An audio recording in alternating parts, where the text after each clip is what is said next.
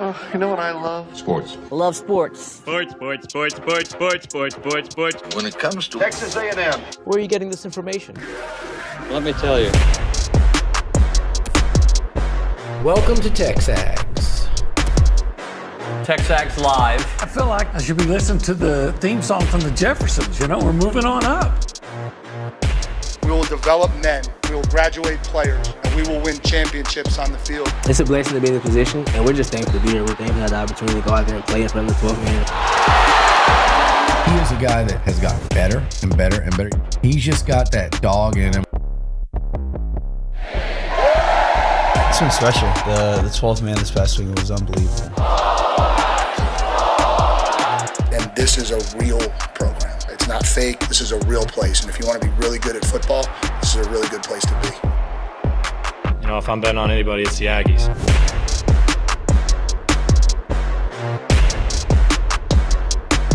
Buchanan? Nuño. What a freaking day at TexAgs today. What a great day. Well, Friday's usually a great day. But It's a good Friday. It is a good Friday. It's a great Friday. Great Friday. Seafood Friday. A couple things. First off, you know it's a great day when Luke Evangelist is here before 8 o'clock in the morning. He was walking around the hallways smiling. He's got some. I'm all in on Bucky. I'm all in on Bucky. He is part of the ball. All right, he's Bucky ball. We've got softball. He's all over it. He is. Oh, that one just it hit me a few seconds later. We've got softball winning a couple of games. Yes, we did. We've got baseball. Baseball. Freaking baseball. Where do you want to start, buddy? Fried that bacon last night. Yes, they did, but they got to do it twice today. Yeah, though. they do. And you know what? I never concede a game. I'm just saying, if they were to win one of these two, I'm going to be very satisfied. I want them both. I want a sweep. But man, winning the series, that would be huge. But last night's win was huge. Yeah. And then we'll focus on next week. You know, I really love what do you love? What the Moss family has given to A&M. Yeah. You know, Winston Moss, Jack Moss, Le'Veon Moss, that whole family. It's a bit amazing. I don't know if you know this. They're actually not related. Oh. Yeah. I thought we were all one big family at A&M. Well, this is true. So let's start off with baseball. Yeah, Weston Moss, the story of the game, no doubt. I mean, he has been great. What is it, the last 17 innings? I think it's been just remarkable. I have it here. 3 hits, striking out 5 batters yesterday in 5 scoreless innings. I don't have what he's done the last two times out. But in a quote, he said 80% of the time he was throwing the changeup. Yeah. He changed up that game. He did. Because I was starting to think, okay, is this going to be one of those games where you got to score 10 runs to win? Right. No. Weston Moss came in. Big strikeout. I think it was in the 8th inning. Were bases loaded or at least 2 guys in scoring position. Yep. And just a big clutch strikeout. And then had a almost, you saw the whole game, right? Of course. The double play that almost ended it. Yes, yeah. Man, Sorry, go ahead, OBL. But then, you know, some pitchers, after you get that close and the double play, it turns out the guy just barely beat it. And, you know, they might crack. No, came back, got him out of it. I was going to say, David, yes, sir. Weston Moss in his last 17 1/3 innings pitched, and that spans over 4 games against Kentucky, at Tennessee, South Carolina, at Arkansas. He's given up 1 run. That's it. 1 run in 17 plus innings. Well, you got the first one. Now you got to do 2 today. Yeah. Right? Well, I don't think we'll see him today. No, you won't see him today. By the way, South Carolina beat Ole Miss last night. How about that? Maybe South Carolina's not that bad after all. Yeah, and Texas almost lost yesterday, but they ended up winning, unfortunately. We'll get them next week and then hopefully continue to shine. Jason Laviolette, 12th home run, leads the team, 62nd of his career, 3 runs, extends his on-base streak to 18 games. Yeah, and that was a huge home run because it gave you a little bit of relief. You know, he gave him a 3-run lead going into that last inning. You're thinking, okay, if it's 2-run leads, you feel good, but you know that's 1 guy on base and one big hit. So that was good. That was big. So let's sum up where we are right now, shall we? Okay. 8 straight wins. 8 straight. 6 straight in the SEC. Wow, that's right. 6 straight SEC wins. And let's tell you how it started. No hit. And also a double-digit loss, right? But then coming back. Then since that point, it has been clutch genes with a K, and just relief pitching. And Prager was okay yesterday. I mean, I still want him to be the Prager from before, but he was good. He was fine. Well, Arkansas has a good hitting lineup, man. Yeah. They got high 300 hitters, all in that lineup. But again, he was all right. But Weston Moss was spectacular. And then was it Wyatt Hensler with a big 2-run double? Yep. Also, statement day for Bucky Ball. Okay? Bucky Ball. We've got Mackenzie Mbako and Josh Holloway. All right. I practice Mbako. It's a Holloway holiday, man. It is, isn't it? But Mbako's the guy that you're really excited about. Yeah, he's a big dude, 6'9", 220. Averaged 12 points a game, 4.5 rebounds, 1.5 assists last season for Indiana. Shot 43% from the field, almost 44%. 32 from 3, and 81 from the line. From the free throw line. Love that. And also, I think the note, I don't know if I have it here, the highest ranked Aggie we've ever gotten, I think is how I read it. He was a high 5-star. High 5-star, yeah. Probably the first, was DeAndre Jordan a consensus 5-star? Yes, he was. So I know some had Manny Obaski as a 5-star, but a consensus 5-star, first one to play at A&M, maybe since DeAndre Jordan. Yeah. Maybe. And a guy that everybody wanted. And he's coming to Texas A&M for Bucky Ball. Do you know? Well, that's why. That's why he's coming to A&M, because it's a path to get to the league playing in this kind of offense. Hey, to be a high draft pick. I'm really looking forward to actually seeing it. Yeah. Because I got to tell you, I haven't watched a lot of Stanford basketball. Maybe a clip or two on YouTube. By not a lot, I mean none. You've watched a clip or two on YouTube. A clip or two, but I mean, I haven't seen a game where I watched a game. I mean, even that year when they're playing Kansas, I'm just, clicking in late to see if they could close it out. And Josh Holloway, guy can play some defense. He shot 44% from the field, 28 from 3, 69 from the free throw line, but he was their 6th man of the year. Great defender, and a guy that understands the system. Yeah, great. A guy that can help coach in a way. Yeah. Yeah. So, look, he's done some work, Bucky McMillan. He's going to be Bucky Make Millions. But he's doing some work. Bucky Make Buckets. Bucky McBuckets? I like Make Millions, and I'm sure he would too. I wouldn't mind, to be honest with you. It'd be nice. Because if you're winning a lot, you're going to make millions. And he's already making millions, but he's going to make millions and millions if he wins a lot. Well, and I like the team. I mean, I like the work he's doing. Get some more of those Sanford guys in. Maybe you can get another guy come in that, that's a big get for A&M, and let's see what happens. Let's bank on it. Presented by Vera Bank, authentic relationship-based banking built for real life. Go see Joel Jackson and the team and visit verabank.com. Obi-Wan, what are you banking on? Well, I've watched that baseball team now. I mean, they had a bad offensive night last night. Scored just 7 runs. All of a sudden, they're the lumber company, right? So even though they play with aluminum bats, I'm banking on them to keep swinging that bat well today, and at least if you can get 7 runs off Arkansas's first day pitcher, why not keep that going at least 7 runs? I'm banking on win at least one of these 2 games today. Nick, do you have the stat? I believe the Aggies have scored 98 runs. 98 in their 8-game win streak. I believe it's 98 runs. You can fact check me on that, but I'm pretty sure I'm right on that. 98 runs in 8 wins. That's a lot. It's not bad. That's more than 12 a game. That's pretty good. Because 98, see, 8, 8 carry the 2. 10. Yeah, it's more than 12. Algorithm. Yep.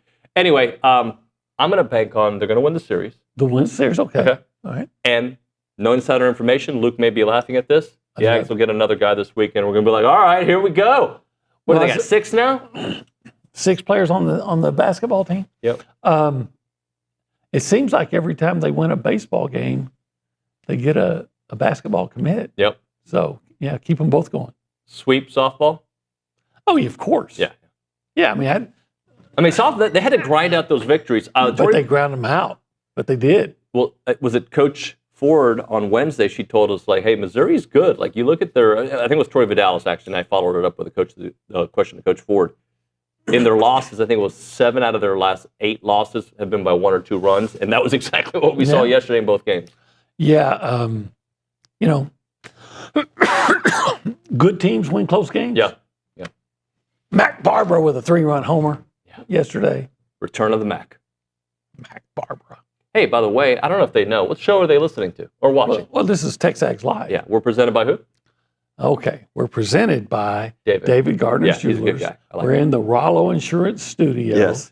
This is the Go Hour. Yeah, that I knew. Presented by CC Creations. That's correct, yeah. We are in the Holistic Planning Cool Zone. This area here has been blocked off. On this platform. And there's actually more air comes in this area because makes it is it cooler. Yeah. What do they do at Holistic Planning? Oh, they do all kinds of cool stuff. For instance, tell me more. they're going to work with you on some investments to help you make money. Yep. You know, having money's cool. Doing cool things when you have money. Yep. They're going to help you on your taxes so you can keep more of that money. Yeah, I like that too. And they're going to help you with estate planning. Correct. And part of that estate planning is with your investments. And part of those investments, you have the ability to what?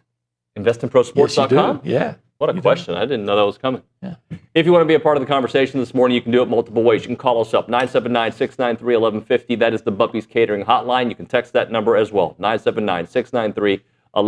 We go around the room left to right. We already talked to Nick Savage. Well, let's welcome him on the show. Nick, good morning, buddy. Good morning, y'all. How are you? I'm good, really good. I got a quick hitter for y'all. So do y'all remember back a couple weeks ago when Aggie basketball was in their losing streak and Aggie baseball wasn't going very well, and combined the athletic program was like 9-12 or something over a 2-week stretch? Yep. Well, if we go back to the doubleheader sweep over Tennessee, Aggie baseball and Aggie softball, the Diamond Sports, a combined 15-0. Haven't lost a game since then. And I don't have the numbers. Yeah, knock on wood. I don't have the numbers when it comes to like women's tennis, golf. All I need to know is they won a championship. Yeah, exactly. They've been racking up wins over there. So I'm sure that number would increase if I went back and found that. But a great turnaround, and yeah, things are looking up. Nick, would you say I'm a social media guy? No. Yeah. One thing I've done recently is I've gone back to look at what mean people were saying.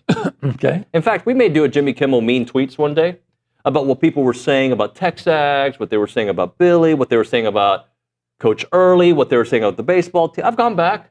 Interestingly, they're all really nice right now. Bookmarks do a thing.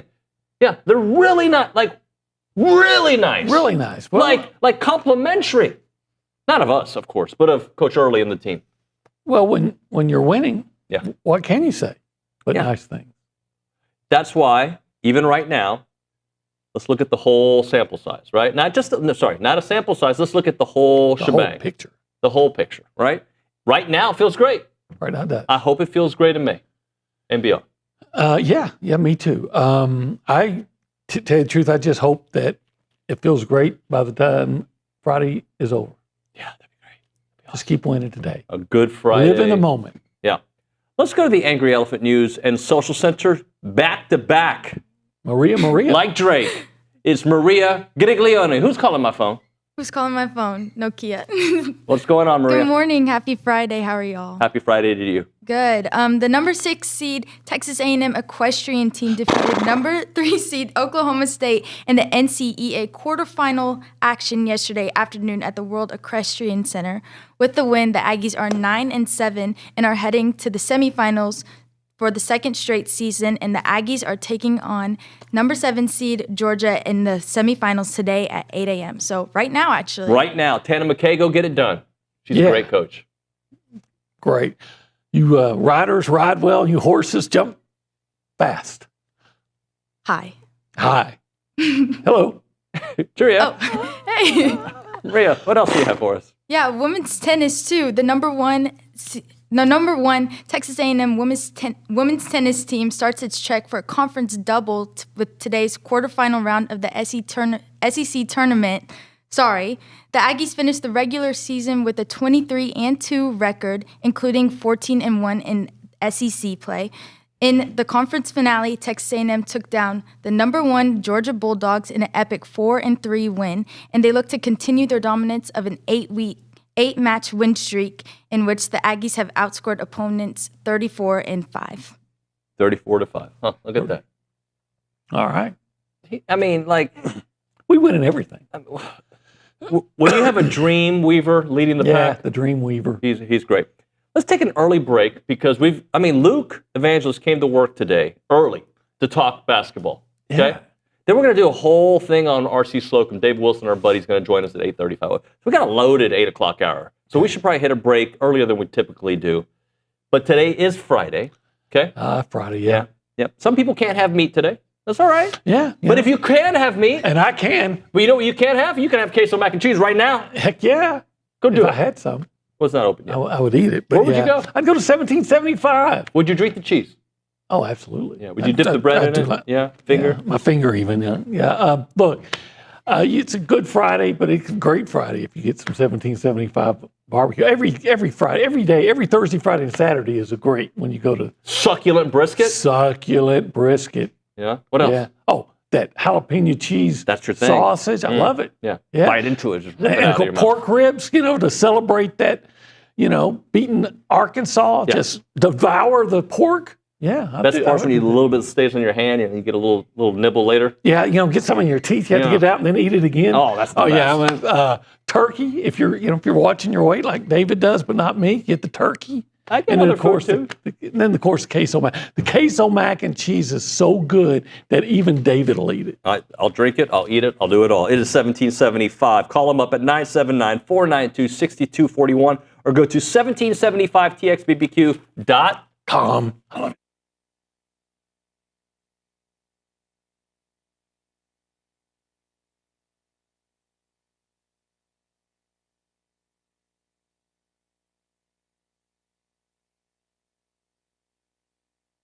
What's up, TexAgs? This commercial break is brought to you by my good friends over at Aggieland Chevrolet, the official automotive sponsor of TexAgs.com and me, Billy Liucci. Greg Gunn is the proud owner of Aggieland Chevrolet and invites you to visit the dealership to experience true Aggie hospitality. From their friendly staff to the experienced service team, Aggieland Chevrolet is TexAgs approved. Check out the dealership off of Highway 6 in Bryan or go to AggielandChevrolet.com and tell them Billy Liucci sent you by.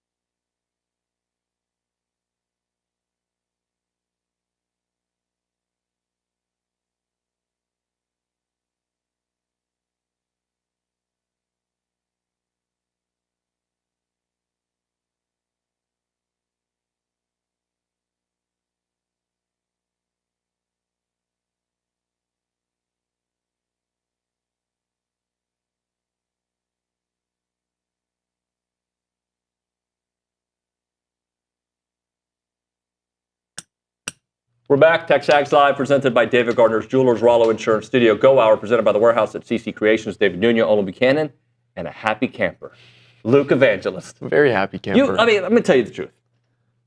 When you're happy, you wear your emotions on your sleeve. When you're happy, you're so happy.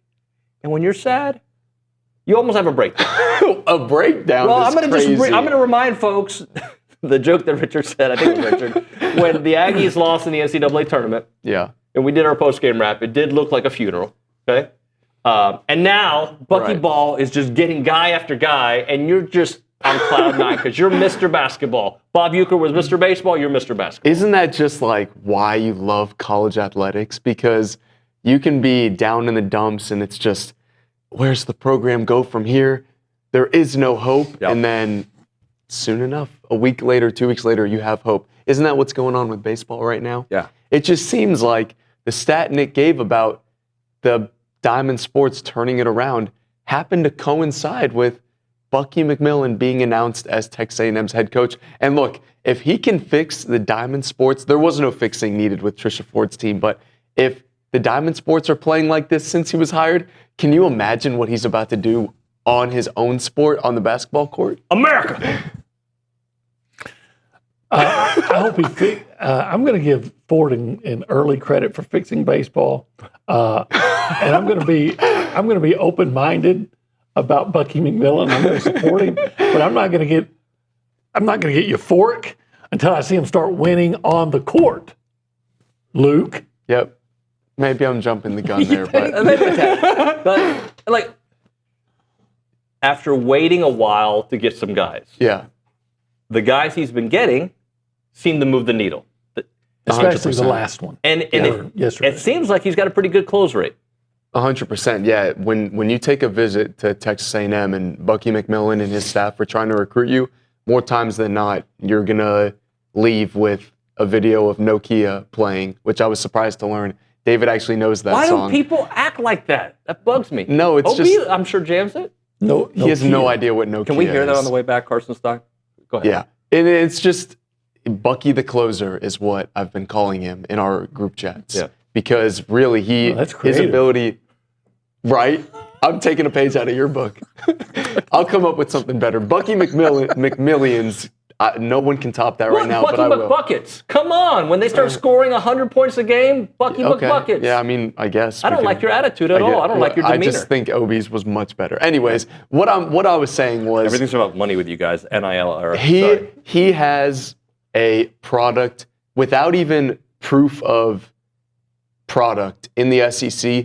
He's able to sell his system, and it's a system that is attractive to high-level players who want to play in the NBA because Bucky ball is more of what the NBA looks like now, where it's run and gun, shooting a ton of threes, playing fast. It's a system that players want to play in, and Mackenzie Mbako, who has an NBA future, sees this as a landing spot where he can develop more as a player, coming from an Indiana team where Mike Woodson essentially, like he knew he was gone halfway through that season. He wasn't really getting the coaching and development that he needed. So come play in a system where it looks much more like what you're going to see if he has dreams and aspirations like everyone else does to play in the NBA, except he's going to actually be getting legitimate NBA draft buzz, whether he wants to go out his junior year or senior year if things go well in Bucky's system. And that's a selling point, which for better or for worse, it wasn't a selling point for the last 6 years of come play in this system because this system is more NBA-like. So to summarize, you're excited because of Bucky and Buckle. Pardon? He's excited because of Bucky and Mbako. Mbako? Right? Yes. That was a good But I would matchup. say do not use the word buzz around very much anymore. I want to just... We've turned the page. I just want to remove that one from our... It was more of a comparison. I know you said it's a buzz, a buzz. You were using it in that, but I just want to scrape that one from the whole vocabulary. You're right. Yeah, we can. So, but it's a key point. It's a key selling point of. Yes. It's another reason why people would want to come to A&M. Because we want you to put a basketball in the basket. Yes, and if you miss, sure, you can go after it and get it, but let's maybe I would not prefer predicate not the whole missing. system on that. Yeah. Well, Josh Holloway, I think it's important to get a guy that knows the system and has played in that system at a high level. Yeah, and the key here is a lot of the players they've been going after only have 1 year of eligibility left. The two that they picked up yesterday have 2. Yep. And in this transition period, the key is you obviously want to be really good in year 1, in year 2, and year 3, but that transition of year 1 to year 2 is just as important as year 0 to year 1. And to have guys who you would hope can be here for 2 years and continue to teach that next generation about buckyball, because you kind of saw it with, and I hate to bring up the last team, but when guys are familiar in a system, it's easier to get the newcomers on board. So Josh Holloway will be able to be like a coach on the floor to his teammates who are unfamiliar about buckyball or just haven't played in a system like that. It's as if you're having another coach on the floor who has that familiarity in the system. What I'm looking forward to is seeing this style of play, and buckyball. Is it so unique that we don't see that style anywhere else? Seems like I've heard it's basically the same as Alabama. Right, but compared to what A&M was running, I think the key for why continuity is so important. Logan Lee, I think when Bucky came in here, he was talking to I forget who told him this. It might have been Bucky himself, that they were implementing their system at like the 5th and 6th grade level in Birmingham.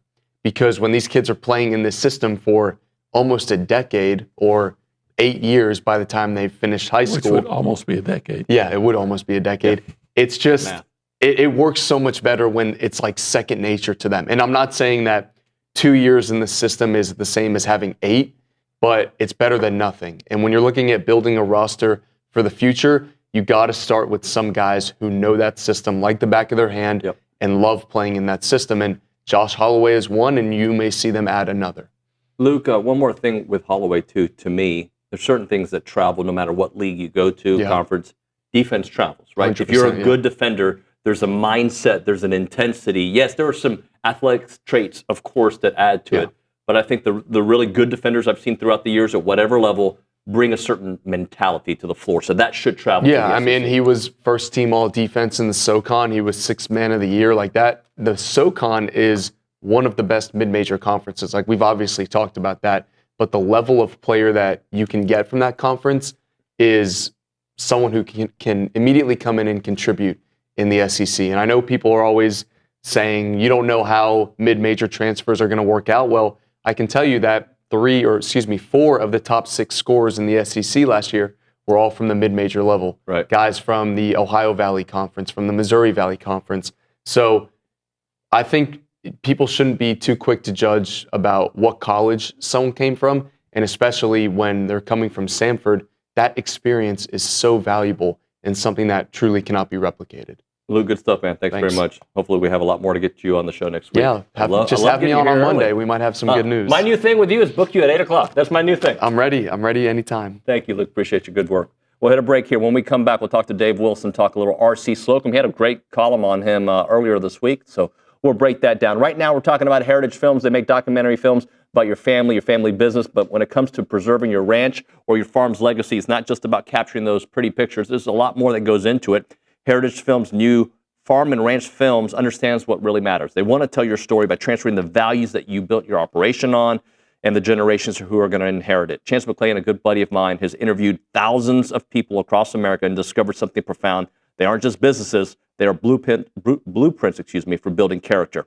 Farm and Ranch Films capture the wisdom of your grandkids that they're going to need. Visit yourheritagefilm.com and click on the Farm and Ranch side of it, and you're going to learn so much more about what Chance is doing on that side of the business. You can call them up to 713-893-8341 to preserve not just your story, but your family's foundation.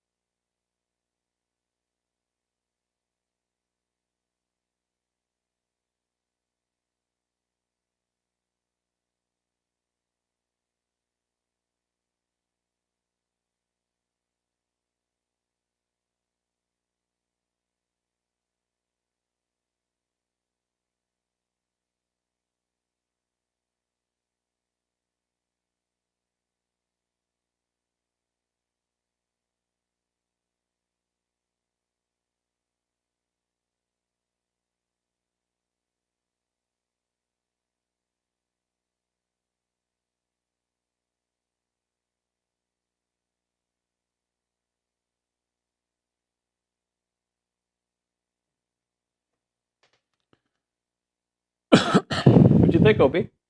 Who? Who's calling your phone? Who? I saw Dave Wilson in the background like, oh no, not this song. It's TexAgs Live. Dave Wilson doesn't know this song. Oh, he's got kids. Of course. Let's go to the Puppy's Catering He's from Hotline. Kilgore. Dave Wilson, ESPN.com. You know that song, right? I know that song, Do you? unfortunately. Yeah. Unfortunately. Dave's hip, bro. Yeah, he's probably the king of Kilgore's Mardi Gras. Dave, thanks for joining us, man. I remember, I forget when it was, but you and I were talking in the press box at one of the A&M games, and you kind of gave me a hint that you were working on this awesome story for RC Slocum. Didn't say a word on it. I waited, and it came out, and it was a fabulous piece. Kind of, where are the origins? Like, what made you want to write this story the way you wrote it, too? I don't know. I think, we're lucky in that we do this. And over the years, you meet people that tell you stories here and there, and they kind of pile up. Sorry. And I just kept thinking, even for a guy that grew up in Texas, spent 2 years at A&M, and during RC's tenure, I thought, I didn't know any of these things, and I thought I knew a lot about him. And so, sorry, dudes. So the more I sort of started working on it, the more I realized there's a real story here about a guy who really had a bigger impression than I would have even imagined, going back to 1972. And even in the very beginning in recruiting, how much of a difference that made for A&M going forward. And I just thought, our business, and OB can talk about this from the newspaper business, it's an old school business where we usually wait until people die to tell good stories about them, and then we write a nice obituary. And I thought, why do we do that? This is a guy that just had cancer. Everyone loves him. Why not give the guy his flowers while he's still here? And it's obviously a matter of resources and time and priorities, but given the off season, I was glad that we were able to do it. Through your work on the story, did you get the sense that RC was that maybe people locally didn't realize just how nationally respected and admired RC is and was?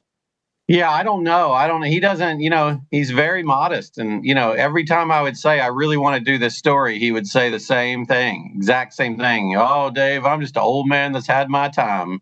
I'm trying to fade to the background. And I'd say, well, I don't, I finally texted him in like February, and I said, I'm doing this story. You're not telling me no. I don't care what you say. And so he said, all right. And so we caught up on a lot of stuff. But my point was that he never would say, they didn't know this. He would mention it. I would say, how did you figure out how to stop Andre Ware? And he'd say, oh, well, I called Bill Walsh, and I asked him, what would give you the most trouble if you were facing our defense? And he said, well, if you brought everybody on every play out, I'll throw it over your head. And if you sit back, I'll pick you apart. But if you show blitz on every play and then either bring everybody or drop everybody, it's gonna give me, it's gonna play havoc with us. And so he said, so that's what I did. I just put John Roper in the nose tackle or put a nose tackle out there, put linebackers all over the field and DBs all over the field, and that's what we did. And it was really innovative at the time. Like everybody does the hybrid stuff now, but that was not a thing that you saw then. And I found that totally fascinating. So I said, okay, well, how did you come up with the wrecking crew? What made you decide? There weren't a lot of teams playing 3-4 defenses then.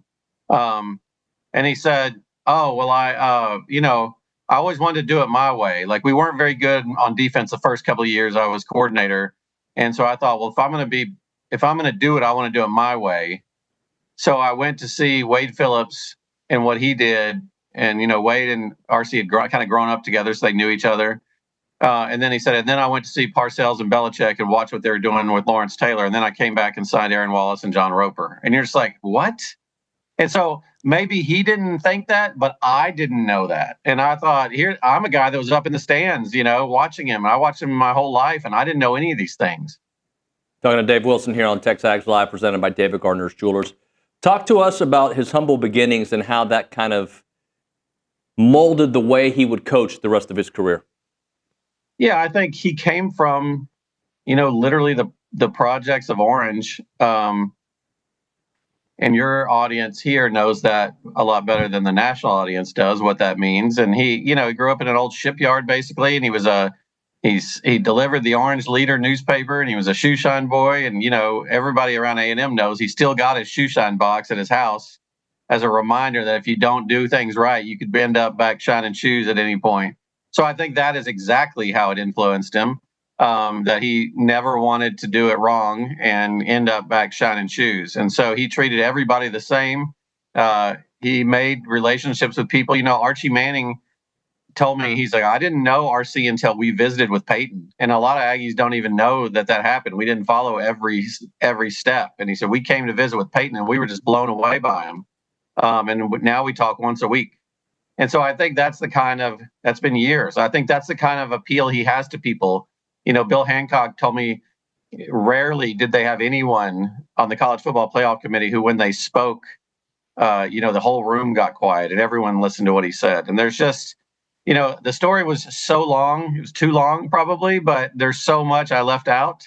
And every time I say, you should do a book, he's, no, I don't want to do a book. I've had my time, But I just think it's a remarkable tenure for somebody. And I know, the ultimate judgment is if you want a national championship. And my point was sometimes, it's okay to grade on a curve for people that move the needle so far, bang their head against the wall for so long that the wall moved.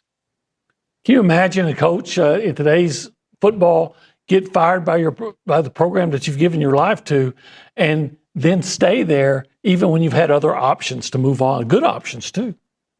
Yeah, no, he had great options. And, I know LSU kicked the tires on him. LSU offered him the job a couple of times early on when he was at A&M, and then LSU kicked the tires on him afterward when they hired Les Miles.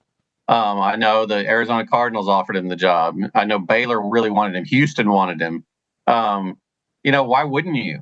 You're a guy that he did more with less for a long time until they had more.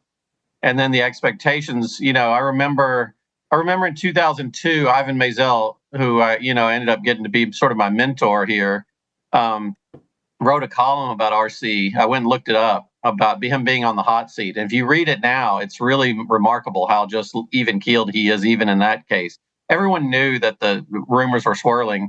And Wally Groff said in there that, we have a generation of fans that have only grown up with seeing us win because of RC. And so now he has to live up to those expectations.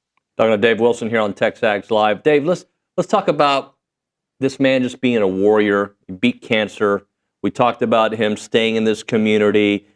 He talks to his former players all the time. He talks to coaches all around the country. There's something about him that inspires even with like a softer tone. Yeah. I mean, it's so funny. Everybody you would ask, and I like you said, this is something that's been percolating for a while. Like the last time I talked to Mike Leach, he just went on and on about, oh my gosh, I couldn't believe I got to coach against RC Slocum at Kyle Field. Like I remember looking across the field and thinking, oh man, that's RC Slocum. He was a celebrity to him. That's what he said. He was a celebrity.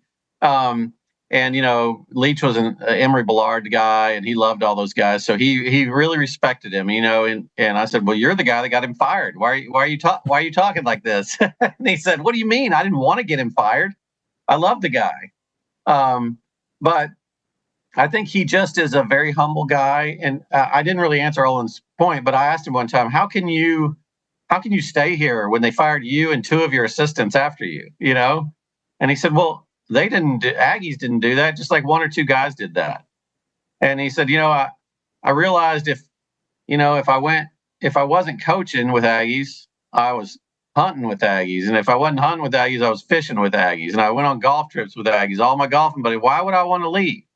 His son posted on Facebook when the story came out, and I never considered this, but it's a really smart thing. He said, all of our friends whose dads were coaches grew up like military families moving from town to town. And we got the opportunity to live here and be part of a community and grow up here. And I just think there's a perspective with him that most of us do not have. If Baylor called you after you were the winningest coach in history and said, we'll give you whatever you want, come 90 miles up the road and get a shot at him every year, a lot of people would want that.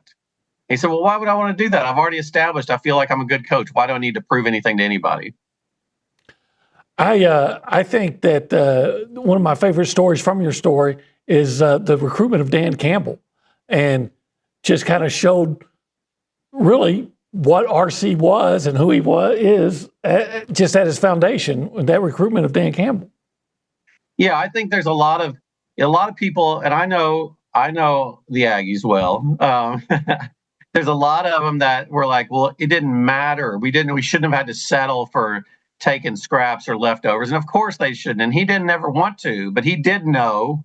He told me a story once about going to Greg Madison was recruiting a kid in Dallas who was a big star. I'm not going to say his name, but he thought A&M was going to get him. And he said, Coach, we need to go see him. So they went up there to see him, and they went to some, like the country club in Highland Park and had dinner with mom and dad, and they were leaving, and RC just started laughing. And Coach Madison was like, what are you laughing at? And he's like, there ain't no way that boy's going to A&M. You just need to understand there are certain folks that are never going to go to the country club on Sunday and say that their boy's an Aggie. It's just not how. Sometimes it doesn't work that way. And I think he understood that. He didn't mean he would back down, but he would respect that. He would still recruit them. But he's like, look, you just have to understand there are guys that are more our guys and more that are their guys. And he won a lot of those battles over the years. But in this case, Dan said his dad wanted him to go to A&M. Dan wanted to go to Texas because he had a cousin that had played there, which I didn't recall. And then the Texas assistant showed up and saw these big black goats, Spanish goats that are at the neighbor's farm, and said, man, what are those? I've never seen black deer before. And Dan's dad was just like, oh my gosh, who is this guy kind of thing. And then the next week, RC drives up in his pickup truck and gets out and says, man, those are some great looking Spanish goats over there. And his dad was like, this is our guy. This is who he gets us. And so I think there is a time and place for everything and everybody. And Dan was just like, you learned really quickly that all coach was about was doing the right thing in everything, and it would make you better in everything. And he said, and now that I'm a head coach and I've pulled back and I see how valuable that was to me and how valuable that perspective is, and I understand him so much more now than I did then. I've got about a minute left. You said there's a bunch of stories that you couldn't even add to the story, to the column.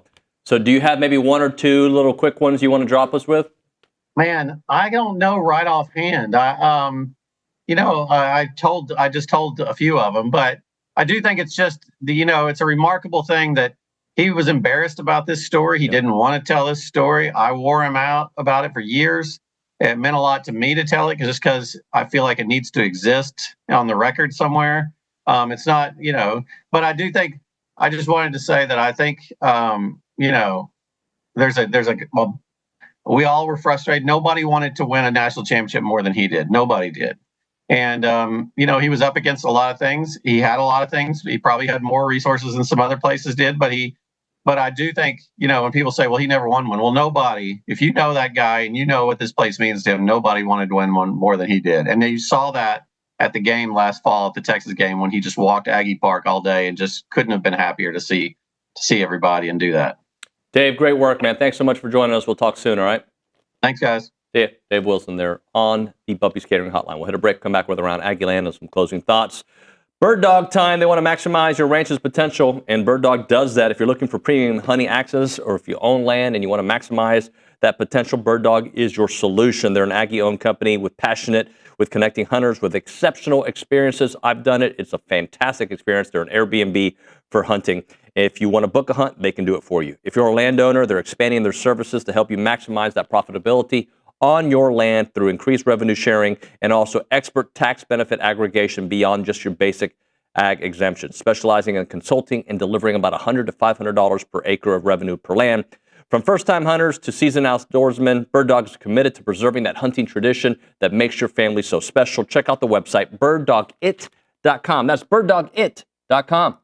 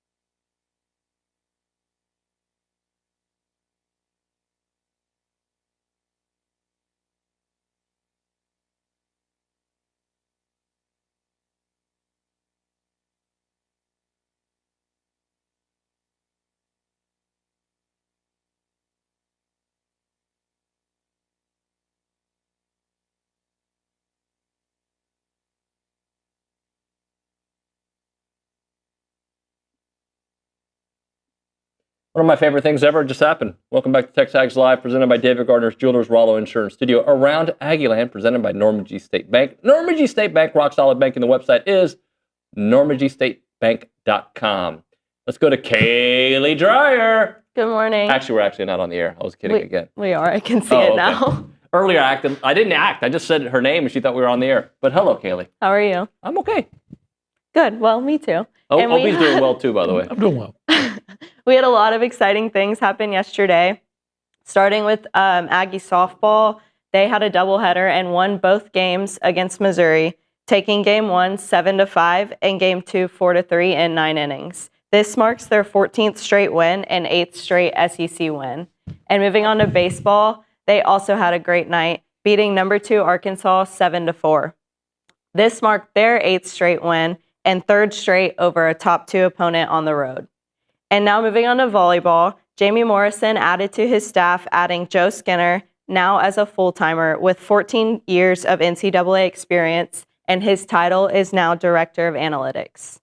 And lastly, the number 16 Texas A&M women's golf team finished out the SEC championship, placing 10th overall. They now head to the NCAA tournament to cap off their season. Dreyer, good stuff. Thank you very much. Thank you. OB, favorite part of the hour?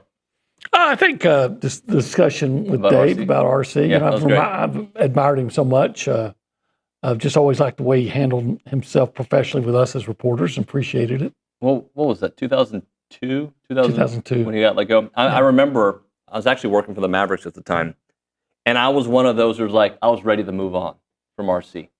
And it wasn't that far after that I realized, God, I'm an idiot. Don't let fans decide the fate of a program. Or me, this particular fan. I don't like academians to get involved in athletics because they typically don't know what All RC did was win. Never had a losing season. And again, we can talk about how the facilities got behind everybody around him, so it made it harder to recruit. I guarantee you Dave didn't have trouble finding people that wanted to talk about RC. Yeah. I love that man. Everybody who's ever talked to him can say the same thing. OB, good stuff, buddy. All right, thanks. Thanks, man. When we come back here on TexAgs Live, we're going to talk a little football. Ryan O'Brien's coming in the studio. Malcolm Kennedy's in the studio. Dominique Steamer in studio. And we've got the Baseball Roundtable after that. That and more. It is TexAgs Live.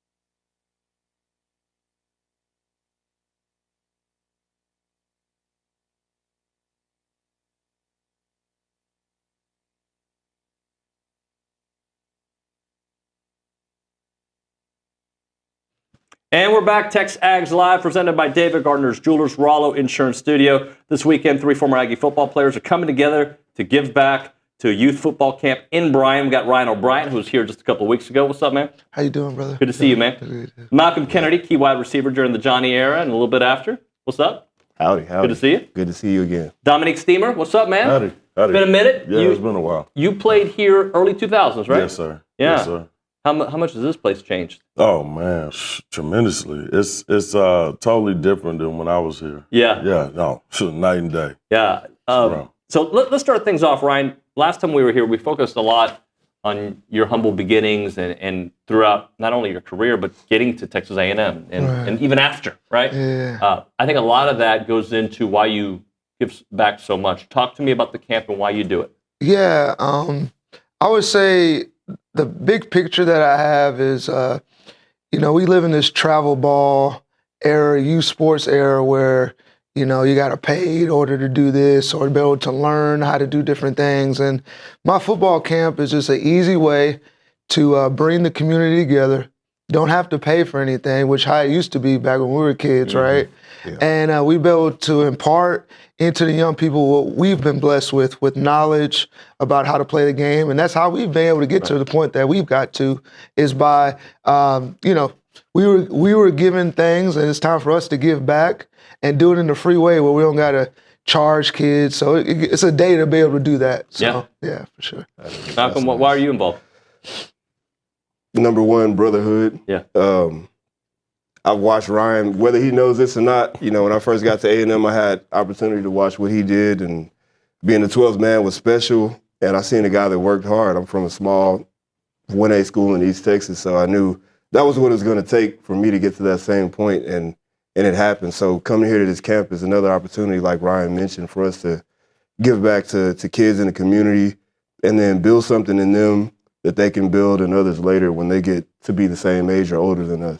Dominic, you work with kids, right? You enjoy giving back. Oh, yeah. Give us a little bit of why you're involved in this camp and why you've been giving back for a while. I just, me and Coach O'Brien, we kind of reconnected the past couple of years. And, we were talking about high school sports, and then he told me about this free camp that he was doing.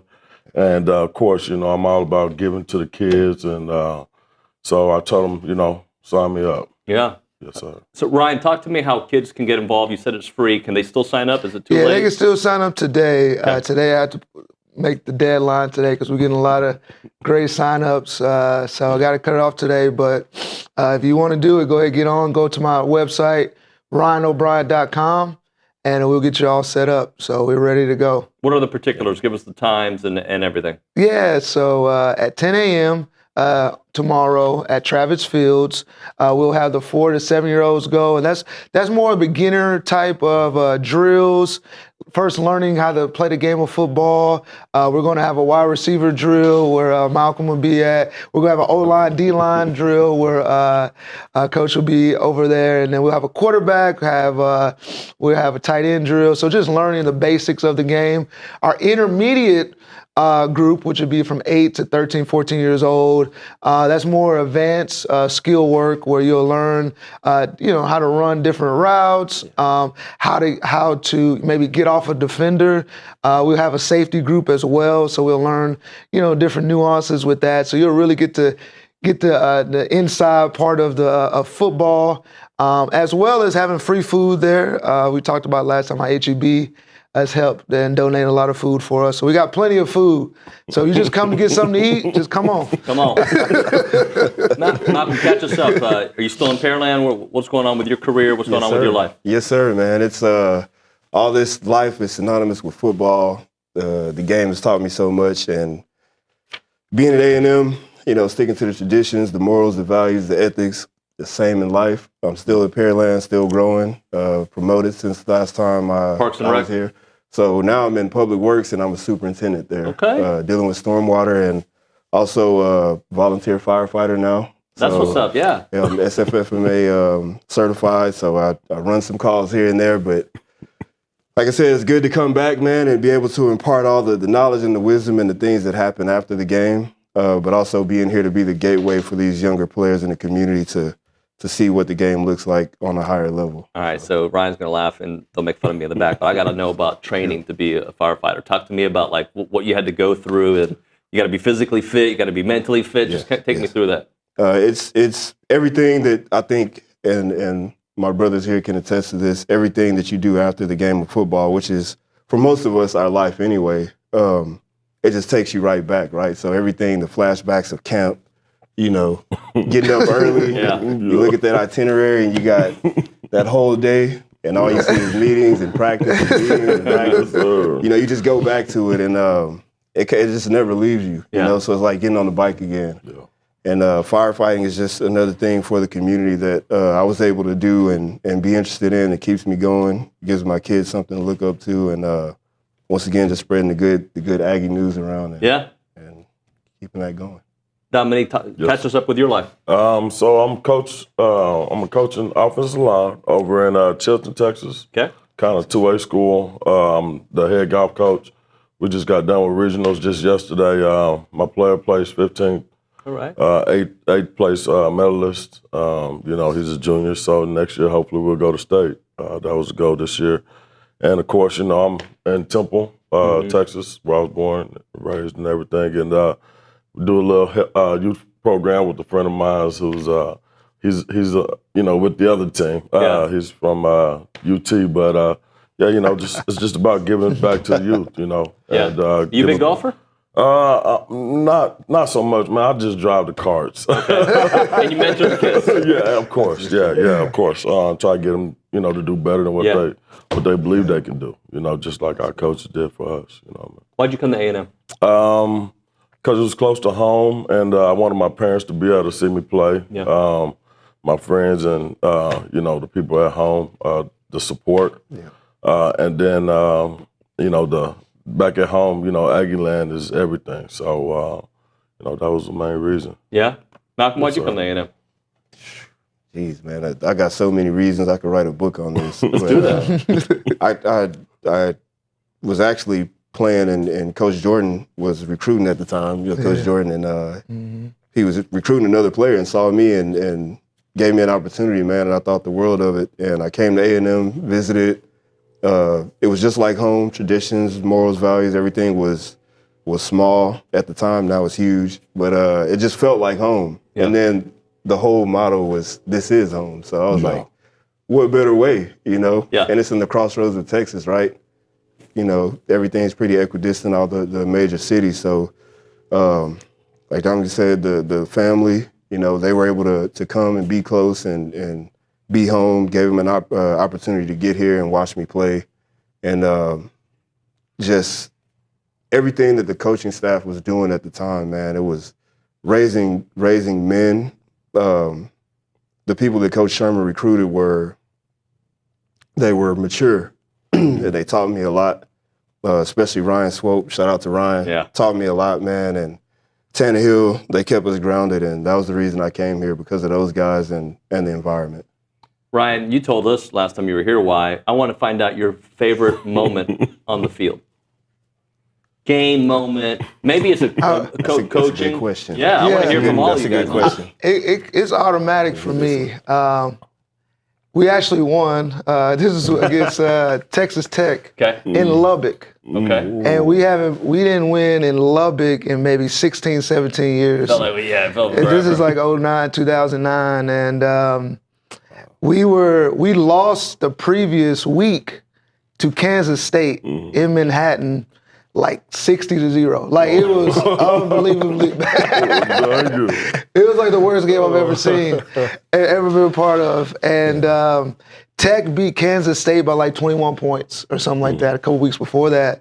So I remember being in our hotel room with Howard Morrow. Howard, hey man, what's up? He was wide receiver. You remember Howard, right? I remember being in the hotel, and we're watching the Lubbock news, And the night before, they're like, we're going to kill A&M. We're going to kill them. It's going to be 56-12. It's gonna be crazy. Poor Aggies. And like, I was like, man, we're going to do this.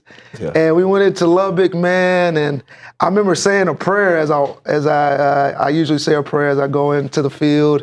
And this guy yelled out from the stands, God can't save you today. We're going to kill you. God's not going to save you. Yeah. And I mean, Christian Michael went off. He's going to be there tomorrow. Cyrus Gray went off. Vaughn.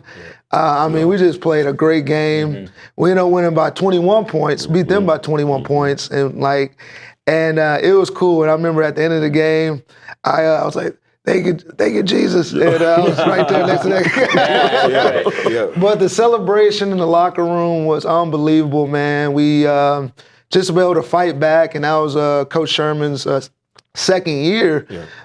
But it just showed the type of how we would fight for him. Yeah. And as you continue to see with Malcolm's group and stuff like that, as we saw success with Coach Sherman, I mean, that was kind of like the breaking point. I don't think we lost to Tech ever since then. I mean, like when you guys were playing them, we continue to beat Tech, and we kind of needed that in order to. So I think that was a big game for the program at the time. Malcolm, your favorite moment or big memory?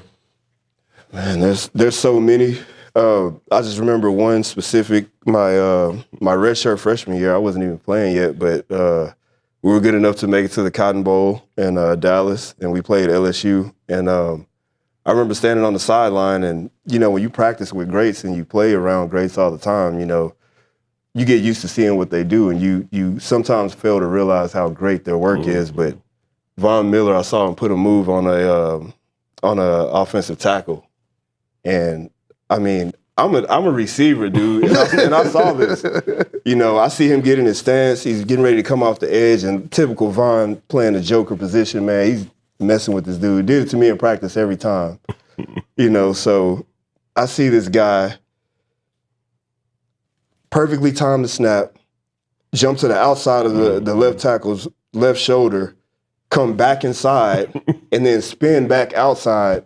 And it was like watching the dance, man. Yeah. And he got to the quarterback, and I was like, when they say first round as a freshman, you don't know what first round means, right? But when you say first round, that was when I realized, hey, this is what first round is. There's levels to this. There's levels to it. And from there, I knew how to kind of model my game as a player to say, all right, as a defensive end, joker, a linebacker, whatever Von's hybrid position was, if that's what greatness looks like for him, what do I need to make greatness look like for me?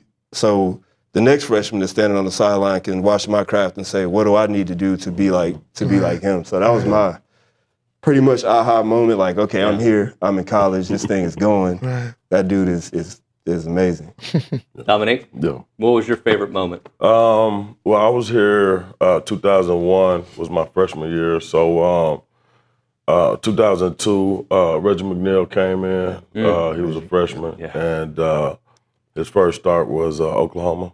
And memorable experience. Yeah, man. I think Porter caught that one in the end zone to put us over halftime, and it was history from there. So I think the stands, man, it was 80-something thousand at that time, but it was crowded, man, back in Aggieland. Yeah.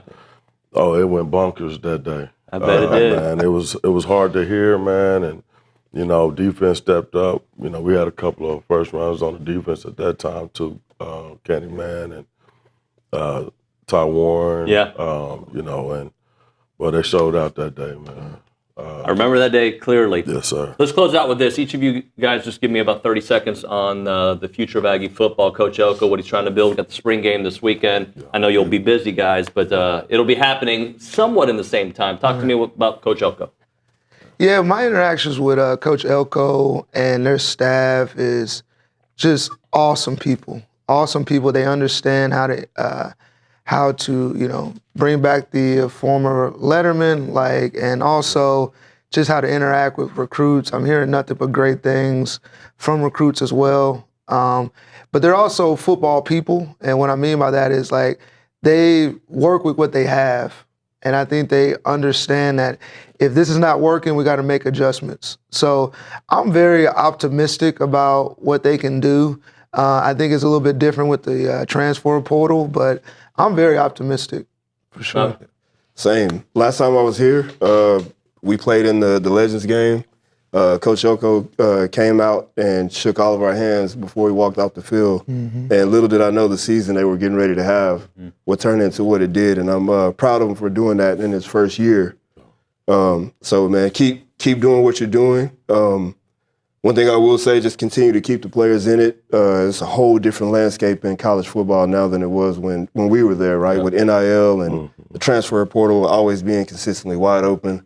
But keep your eye on the good. And one thing I will say that Coach Sumlin did well while we were here was, even if we did lose, we focused on what the benefit could be and the positives, and being optimistic in that. And I think if you can do that with the Aggieland traditions and the people, and just with Aggieland being what it is, you'll be able to have success in the SEC. Dominique, any closing thoughts? No, just, piggyback on what they said. Just keep working hard. Stay on the focused, and lean on each other. You know what I mean? And let's go have another great season. Let's go do good it. Job on the first one, and I like where we're at right now, and I think we're gonna get better. So let's go get it, man. RyanO'Brien.com? Yes, sir. You can sign up there still until this afternoon tonight? Yes, sir. All right. Thank you, gentlemen. Appreciate Thanks, you guys. David. Thank you. Appreciate you. When we come back here on TexAgs Live, we'll have the baseball bunch. A lot of good baseball stuff to talk about. 8 straight wins, 6 straight in the SEC. Right now, though, let's talk Rollo Insurance. Insurance decisions shouldn't be made in 15 minutes or less. Rollo Insurance builds lasting relationships. So these relationships are going to take more than 15 minutes. They're going to get to know you, your needs, and everything that you want. They want to tailor it to what your family's lifestyle is all about. They have expertise in everything from auto and business to home coverage. They want to make sure that they take care of you. They want to explain the policy and educate you throughout the entire approach. 60 offices in the great state of Texas, and they are so helpful. 888-44-ROLLO is the phone number. 888-44-ROLLO, or go to rolloinsurance.com/TexAgs. That is rolloinsurance.com/TexAgs, or 888-44-ROLLO.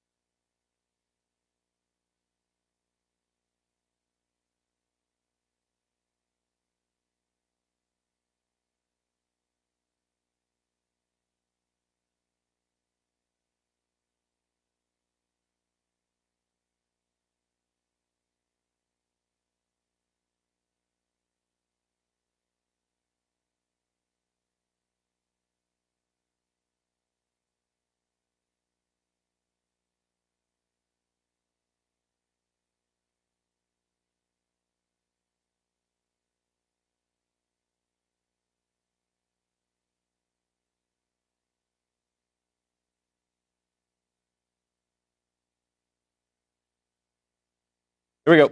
TexAgs Live, presented by David Gardner's Jewelers, Rollo Insurance Studio. Hour number 2 of the program, continuing on with the baseball bunch after A&M has won 8 straight games. We're excited about it, 6 straight in the SEC. Got Ryan Brauninger on the other side, Richard Zane, and Scott Clendenin. Gentlemen, welcome. What's up? Good morning to you. Good morning. Howdy. I didn't like the way Luke was sitting in the first hour. I told him. Tell me about the body language. What was well, he doing? he was just, the guy has no even playing field. Like, he can't keep his heart rate and his emotions, like, at a level. Sure. So, I'll look on the TV outside, and he's leaning back in his chair. He's got his arms folded, and he's cackling and laughing. And you'd have thought Bucky just won the NCAA tournament. I'm pumped, though. I'm pumped about Bucky and love watching him work. And I love that he's been so visible over the first, 10, 14 days on the job. Yeah. Seen him more than the previous guy. You've seen what he's done since I walked in the studio. He's criticized me for the way I'm dressed. He's criticized Luke. I'm next. Wow. Why are you criticizing people on a beautiful day like this? What did I criticize you about? You said I was dressed like I was on Team Bus 1. Well, you're just in. It's crazy that you, all people, would say anything about the way people are dressed. It's you a come to this compliment, office Richard. dressed like you're going to coach a baseball game every single day. I'm comfortable. That's true. I had to keep myself from cackling there. Dressed like a full kit wanker. Can you say that word on American radio? What do you think has been the Spurs biggest? won last night. by the Trying way. so hard. What do you think has been the biggest catalyst in the turnaround for Aggie baseball? Length of the lineup. I think it's pretty obvious that they got to the point where the lineup got some more length, and that was what you see from this lineup now is that Ben Royo took that second base spot, solidified the defense. That made the infield as close a facsimile to what you thought you were going to have at the beginning of the season as you could have. And then Bear Harrison hit like the guy Bronny and I had seen. I mean, that was as surprising as anything, is that here's a guy that, has always raked. Yeah. Was a conference freshman of the year last year, and not even when he got to SEC play did he have an adjustment. The adjustment was before that. And when he came back to his level, this lineup lengthened out in a tremendous way. And then, Caden Sorrell is, a guy that quickly got back to the level of offensive production that makes him a high first round draft pick potential. And they won last night without Bear Harrison producing. But that's why your line Because now the also, bottom of the lineup's producing. Blake Binderup had a base hit in the second inning. He drove in a run 2 innings later. Yamal George, 2 base hits yesterday. Like, they're producing 1 through 9, and they're still not fully healthy yet. And Hayden Schott, who's producing off the bench, isn't in the lineup and didn't get in that bat last night. Like, they've got options. The depth that we thought they would have at the beginning of the season is starting to shine through, and that's awesome. You're finally starting to see what this team can do offensively night in and night out. It's impressive to me that you did a couple of things that Arkansas hasn't shown a propensity to do or allow this year. Arkansas, that was the first time they've scored under 6 runs the entire season. Really? Or at least maybe in SEC play. You have to go back and look. I thought somebody said the entire schedule. But another thing is you scored 7. And a lot of that, I think that the 2 errors that they had. They won on opening night 3-2 in 10 innings. Yeah, it's SEC play, but they had not been under 6 in SEC play. Wow. Vandy, a 6-4 extra inning win. So obviously you got to credit. Look, Ryan Brauninger got beat up a little bit, but I think the stuff's getting closer. Again, last night we saw a lot of 89s and 90s on the fastball. Arkansas is the best hitting team in the league right now, so you're going to get bloodied a little bit. That just kind of speaks more to the job that Weston Moss was able to come in and do and what his overall raw stuff does, even against hitters of that magnitude and that talent level. But last night was it was just a back and forth. Like, nothing was easy. Even when Moss was in the game, Arkansas was able to get some base runners. Like, they're finding different ways to win, whereas the first 8 weeks of the season, they were finding ways to lose. And that's one of the bigger things. You talk about, the offense was good last night, not great. Sure. The defense was really good last night. Really, really good last night. The relief pitching was really, really good last night. These are they're playing complementary baseball, David, for the first time this year. When one area falters, the other areas are picking them up tenfold to where the area that falters is negligent or negligible in terms of the outcome of the game. And parts of the lineup are doing the exact same thing. And that's where you talk about the bottom of the lineup produce and then turn it over to having the top of the lineup having some opportunity. So you're right. It is complementary, but it also little compartments. You can look at the offense and say this part picked up where you didn't have second leading hitter in the SEC. Bear Harrison carries an 0 for day, and it was like it didn't miss a beat. And TK 0 for now. TK got on twice, but TK, when you look at his actual swings, he's in a little bit of a lull, and so for him to find his way on base, and then, one of the biggest swings of the night, Wyatt Hensler's double. Wyatt had gone through a little bit of a rough patch. You look at back that 0 for 6 against South Carolina in the finale, and he's just to me, he's the Ryan Prager on the offense, just a pro. Everything he does is professional. He understands the game. Extremely smart kid. You'd bet on him if he's going through a lull, figuring it out pretty quick. So that double early was massive for him and for the team. And then the Lavalette backside homer for the insurance off a guy that was throwing 99 miles an hour, which I don't understand how Fouch is still in college baseball. That's big-time stuff. Yeah. And Jace, some pro scouts were having some questions about Jace's ability to get to velo. Last night he answered some of those. I also don't understand why Dave Van Horn went to Fouch in the ninth, already down 2 runs, knowing you've got to play 2 today, but that's a different discussion. I like what you said a little while back, Bronny, about how earlier in the season they would have lost games like that. Right, A&M's up 6-4, late innings. Arkansas is trying to put together a rally with 2 outs in the 7th, and it's Moss versus Vahivo Aloy, who had hit a 2-run shot earlier in the game. Massive part of the ball game, and I'm sure we'll talk about the brilliance of Weston Moss ad nauseum later on in this hour. But he gets that strikeout, and you saw the electric response from Weston Moss as he walks off the mound. That was incredible to see. That felt like a moment earlier in the year where maybe Vahivo Aloy dumps a single or finds a gap for a 2-run double, and we're right back at square one. Then in the 9th inning, they have that close double play. Blake Binderup splits, just not enough to get the 3rd out of the inning and end the ball game.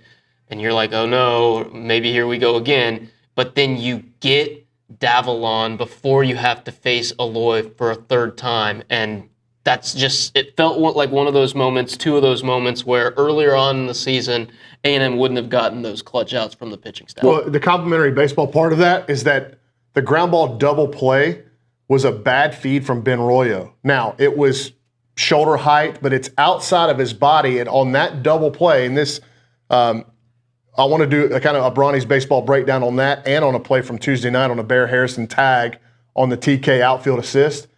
There's really small nuances that I think if you don't know baseball, you don't watch it all the time, you may have missed this. But on that 4-6-3 double play, if that feed is outside the shoulder and body framework of the shortstop, it's going to be slow because you have to extend your elbows outside of your body to catch it. And then in order to transfer, you've got to get it back to the middle of your body and you've got to turn your hip and shoulder. That was the difference in out and safe, is that feed from Ben Royo was outside of Caden Kent's body. But to Richard's point, early in the year, it was like, man, that's going to hurt him. Just the way things are going, the next guy's going to hit a double, and then you're going to have to face Aloy, and the place is going to be going nuts. And Weston Moss bounces back and makes an enormous pitch to get a harmless ground out to end the game. Let's do this. Let's hit a break. I want to talk Weston Moss on the other side because he has been fantastic. We'll do that, and we'll continue talking about the rest of this series, the doubleheader later on today. Right now, the Association of Former Students is asking if your organization or business is looking for opportunities to engage with other Aggies. If that is the case, you need to reach out to them because they put Aggies together during marquee events held throughout the year. We're talking about all Aggie Hullabaloo, the gathering. They all welcome tens of thousands of guests, Aggie Ring Day, you name it. And there's also sponsorship and vendor opportunities available to get your brand in front of those attendees. These events offer a wide variety of both digital and in-person options to promote your brand, and they include title sponsorship, naming, on-site presence, activation, recognition, and social media posts, and much, much more. There's also advertising opportunities in both the Texas Aggie magazine and the Aggie News newsletter, which are seen by over 230,000 people. So if your business is ready to engage with Aggies, choose a partner that's been with the organization supporting the Aggie Network for over 140 years. For more information on options available through the association, please email sponsorships@aggienetwork.com.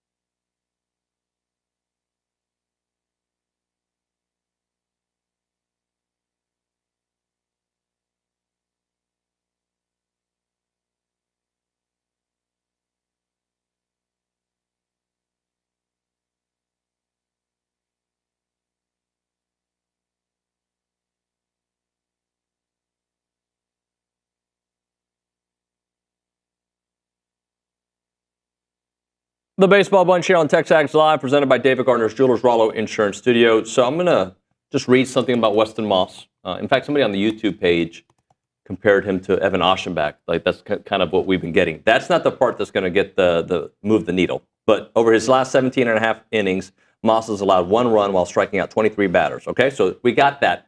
Then we got a text from Tim in Houston that says, why do people continue to defend Ryan Prager? He doesn't have it. If my job was on the line, I'd start Moss. You can't care, he didn't say about, he goes about hurting people's feelings. Tim in Houston. Anybody? What's been working? What's the Moss coming out of the pen? Yeah, so why? I mean, I'm guessing this person, was it the same person that texted about Aschenbach, comparison to Aschenbach? No. Okay. Yeah. But by that logic, A&M should have started Evan Aschenbach. Interesting. Last year, whenever they struggled to find a third starter. Yes. Or maybe in 2023 when the starting rotation was a mess. Should have started Evan Aschenbach or just let him be the best closer and best reliever in school history? I just think that, and I'm not saying that Patton nor Lampkin can have the mentality to go out there and have your nose bloodied on a first game in the SEC, because now you have first-round draft picks that first-round draft pick offensive lineups pound in a bunch of these games. And how are you the next week? Has it messed you up to where you don't go out and do your job after that? So I still don't understand when you think that you're going to throw Weston Moss and you're going to win the game, whoever he comes in to start, like Aschenbach did. When they give the ball to Moss, whoever he has relieved, you think you're going to win that game. You've got a guy that you feel that confident in and is showing that. And if the starter in front of him has kept you in the game or given him the lead, they have done their job. Did the user use the word excuses for Ryan Prager? Was that the word used? Excuses? Let's see. Because I think why do people continue to defend? Oh, defend? Well, because I'm going to, and I ain't going to stop. Because I know that kid, and I know the competitive nature, and I know the brain, and I know the stuff, and I know what he's put on tape, and I know what he's put on the field. We're going to defend Ryan Prager. And we haven't watched Arkansas enough to know that nobody had even pitched as well as Ryan Prager had against them this year.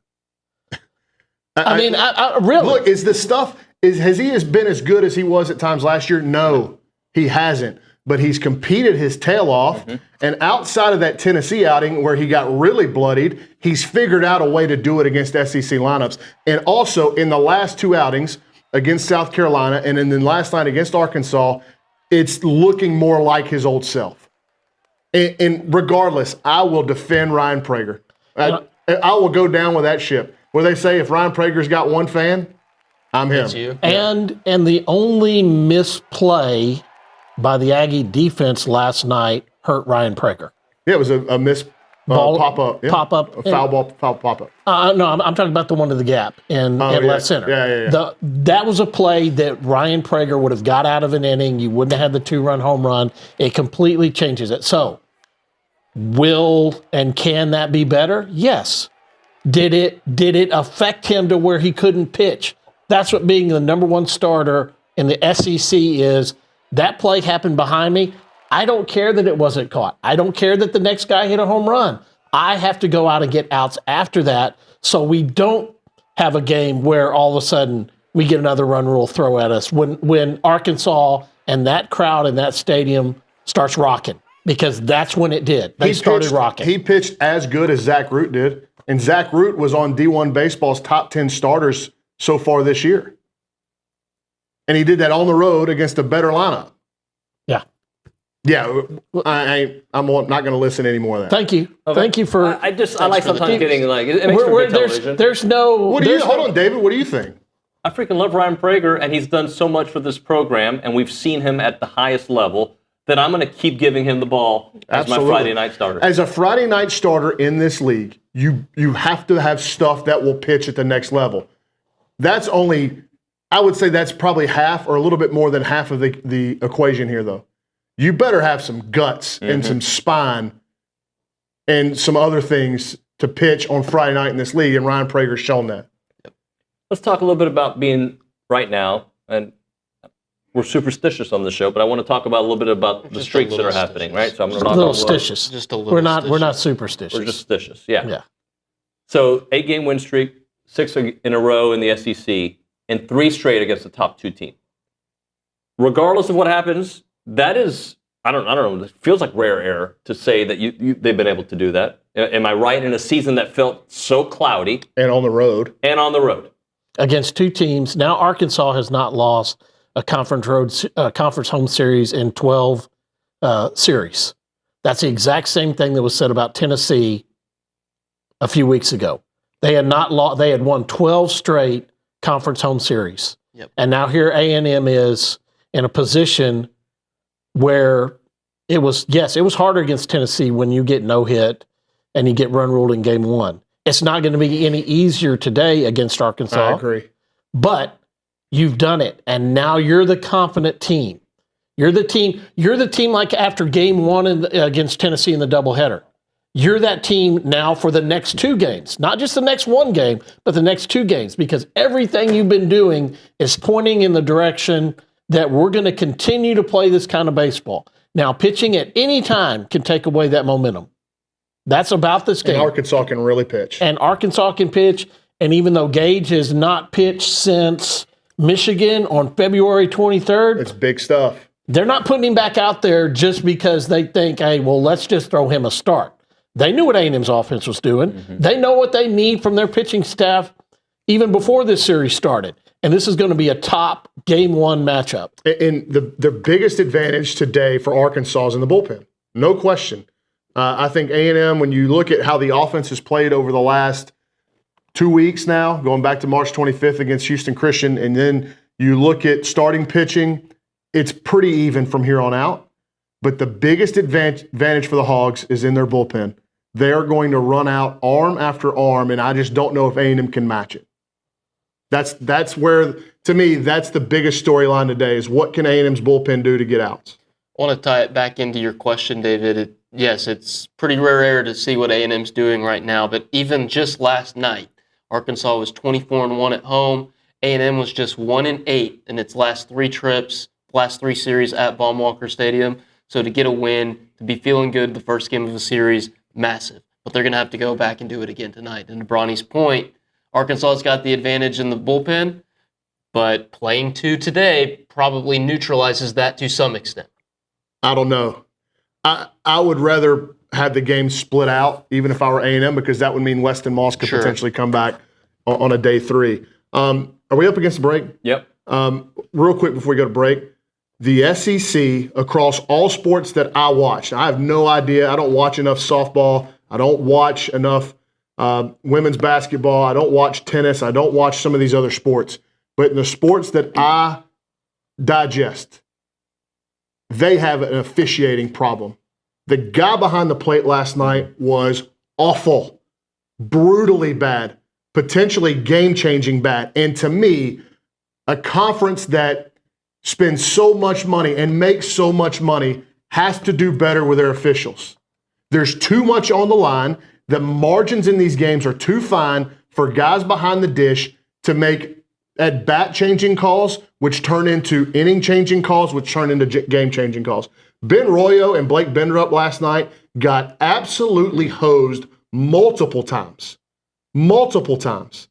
I don't get how they're not making these guys, if the SEC is making this much money, these guys have got to become full-time employees across all sports, guys and girls. Make them full-time employees, especially with the sports that you can afford to do that with, and get them better training in the offseason so we don't have to watch this year in and year out. Umpiring behind the dish is exceptionally hard. But you look at the guys at the major league level, which this is supposed to be the major leagues of college baseball, and look how little they've started to miss. The vast majority of them gotten way better because the training's gotten better. Yeah. And they are held to this TrackMan strike zone, which does not alter, and Michael Early said this earlier this week, this TrackMan zone does not alter. The big league guys are held to the Hawkeye system, which does alter hitter to hitter. That's the better, I guess, benchmark to use. Is when Scott walks to the plate, his strike zone is different than mine. Yours is different than Richard's. Everybody's is going to be different. So why are you judging them on the same exact strike zone for every hitter that walks the plate? And also, why don't we get to see those numbers? Rant over. A moment for Caldwell Country Chevrolet, Highway 21 in Caldwell, online, CaldwellCountryChevrolet.com. Attention business owners, I know you want to take your business to the next level and you take your operation there, right? Well, Caldwell Country Chevrolet has just expanded their selection of commercial vehicles to meet your everyday need, from service body trucks to heavy-duty trucks, medium-duty trucks. They've got the muscle for your business demands, and as a newly designed business elite dealer, they understand what it takes to keep your company moving forward. And every commercial vehicle purchase comes with their legendary free oil change for life, because they believe in supporting local businesses. Remember, it's just about a 15-minute drive, the edge of Bryan to the beginnings of Caldwell. Short conversation away, but you'll see the difference when you step on the lot and you do business with the great people at Caldwell Country Chevrolet. Highway 21 in Caldwell, online, CaldwellCountryChevrolet.com.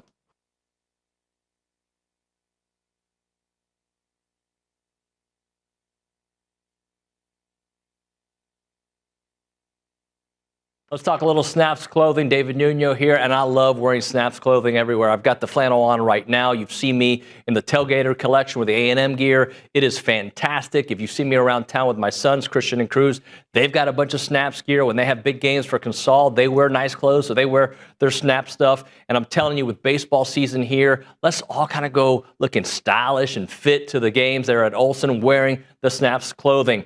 As a reminder, they are the only official licensed Texas A&M Pearl Snaps maker out there. Their Tailgater collection is built for game day with breathable, moisture-wicking fabrics to keep you comfortable while you rep your Aggies in style. Now, whether you're watching the game from home or maybe you're in attendance, you're tailgating, whatever it may be, you got to make sure you head to snapsclothing.com to see everything they have to offer. It is fashionable, it is awesome, and you're going to love it.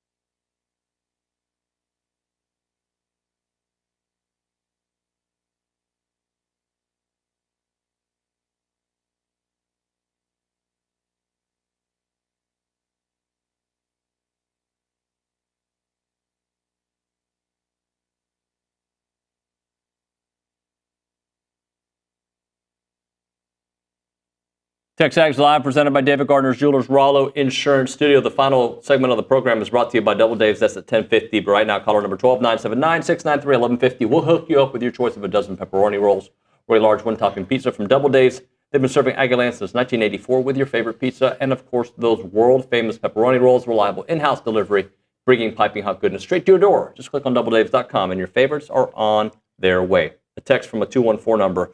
Why not the Ags? A lot of the discussion that we need to find a way to win 13 games, but we are playing like the preseason number one. Why can't we go on a heater and win all these series? Then the discussion turns into what national seed we are. Gentlemen? Yeah, we can have that discussion, but I think what's been so beneficial for the team, and we aren't the team, but I do think it's a good way to look at it as they're like, this hasn't completely flipped on its head yet. To me, they go and win a game today, and then let's see what they do next weekend in Austin, and then I'm going to go, okay, this thing has completely flipped. The schedule still here for the remainder of the year is a monster. It really is. And so I think the team has started to take this, next pitch, next game approach. They had to look at it that way when they were, 1-9 in the league? That was the only way they could look at it. And so I think that's been beneficial for them narrowing their focus. And that's all we're doing. Like I'm looking at today and go, how can you get one of two? One of two, and you've gone in and won a series at Arkansas, a place where you have had no success, as Richard mentioned earlier, and a place that nobody has had much success. Yep. And I think that sets up like 2023 did. Okay, that right there. That A&M just kept winning series.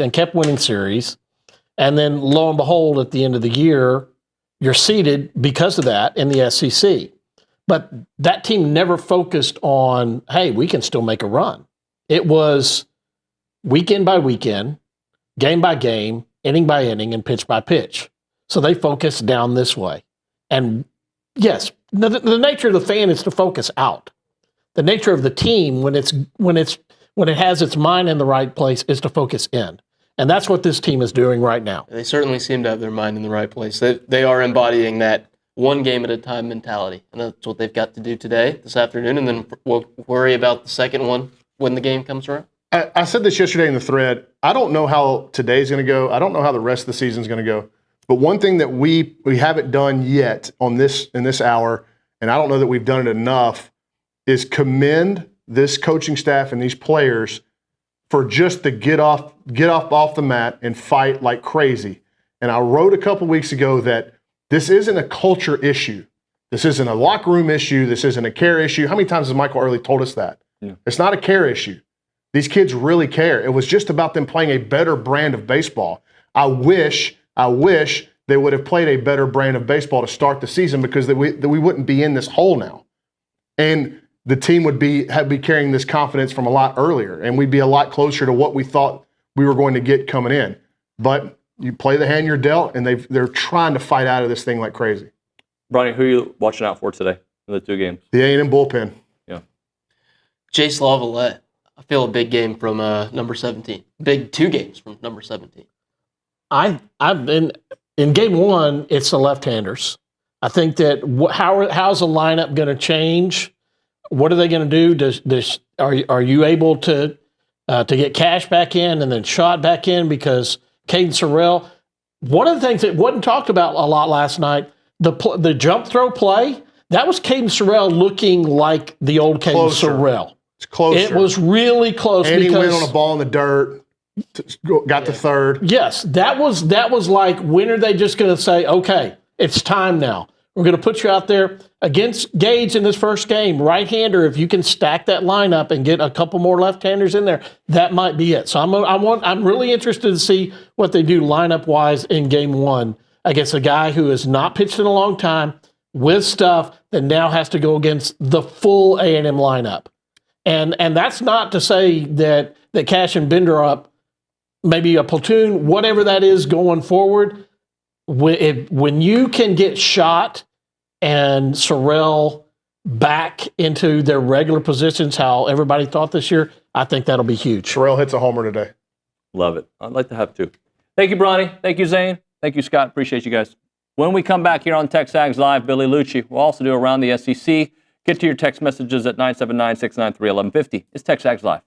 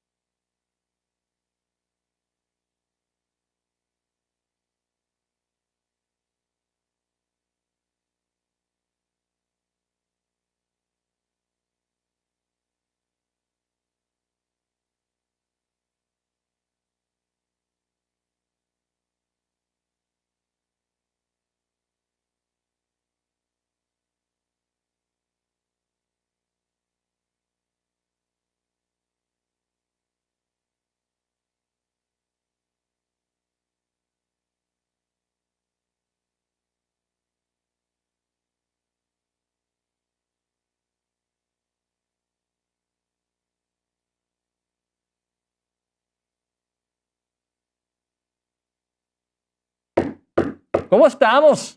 I don't know, that was a little weird. TexAgs Live, presented by David Gardner's Jewelers, Rollo Insurance Studio. I was way wrong. They asked me to guess what time Billy Liucci would show up in studio. I said 10:11.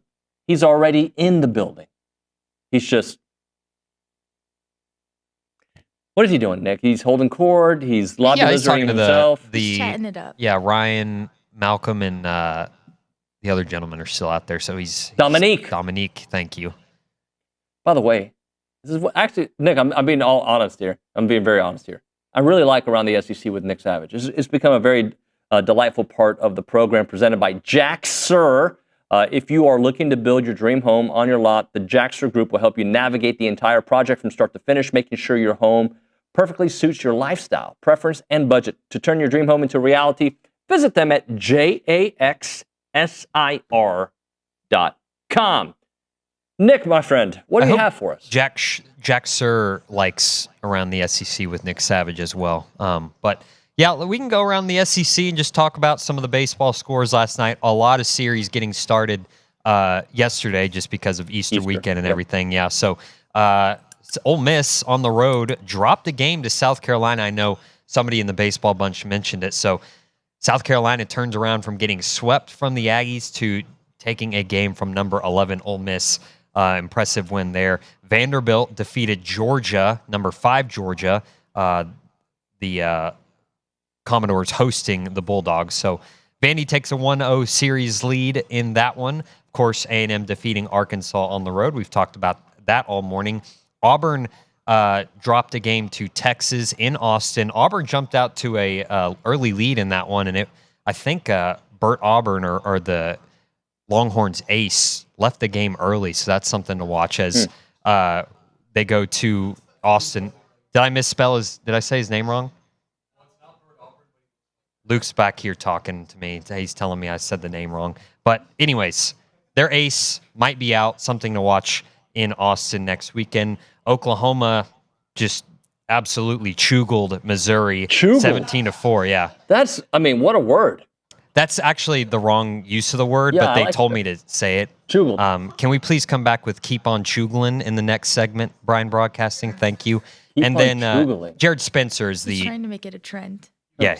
Jared Spencer is the Texas ace that left the game early. So, sorry, he just looks like a kicker that played for Texas. So I got that wrong. And then finally, last game in the SEC, LSU hosting Alabama. That's a really interesting series. It took a late rally for the Tigers to come back and defeat the Crimson Tide 11-6 in that one. So those are some scores around the SEC. Games 2 being played tonight. And I think one SEC series starting tonight is Kentucky and Tennessee. Yeah, playing game 1 in Knoxville.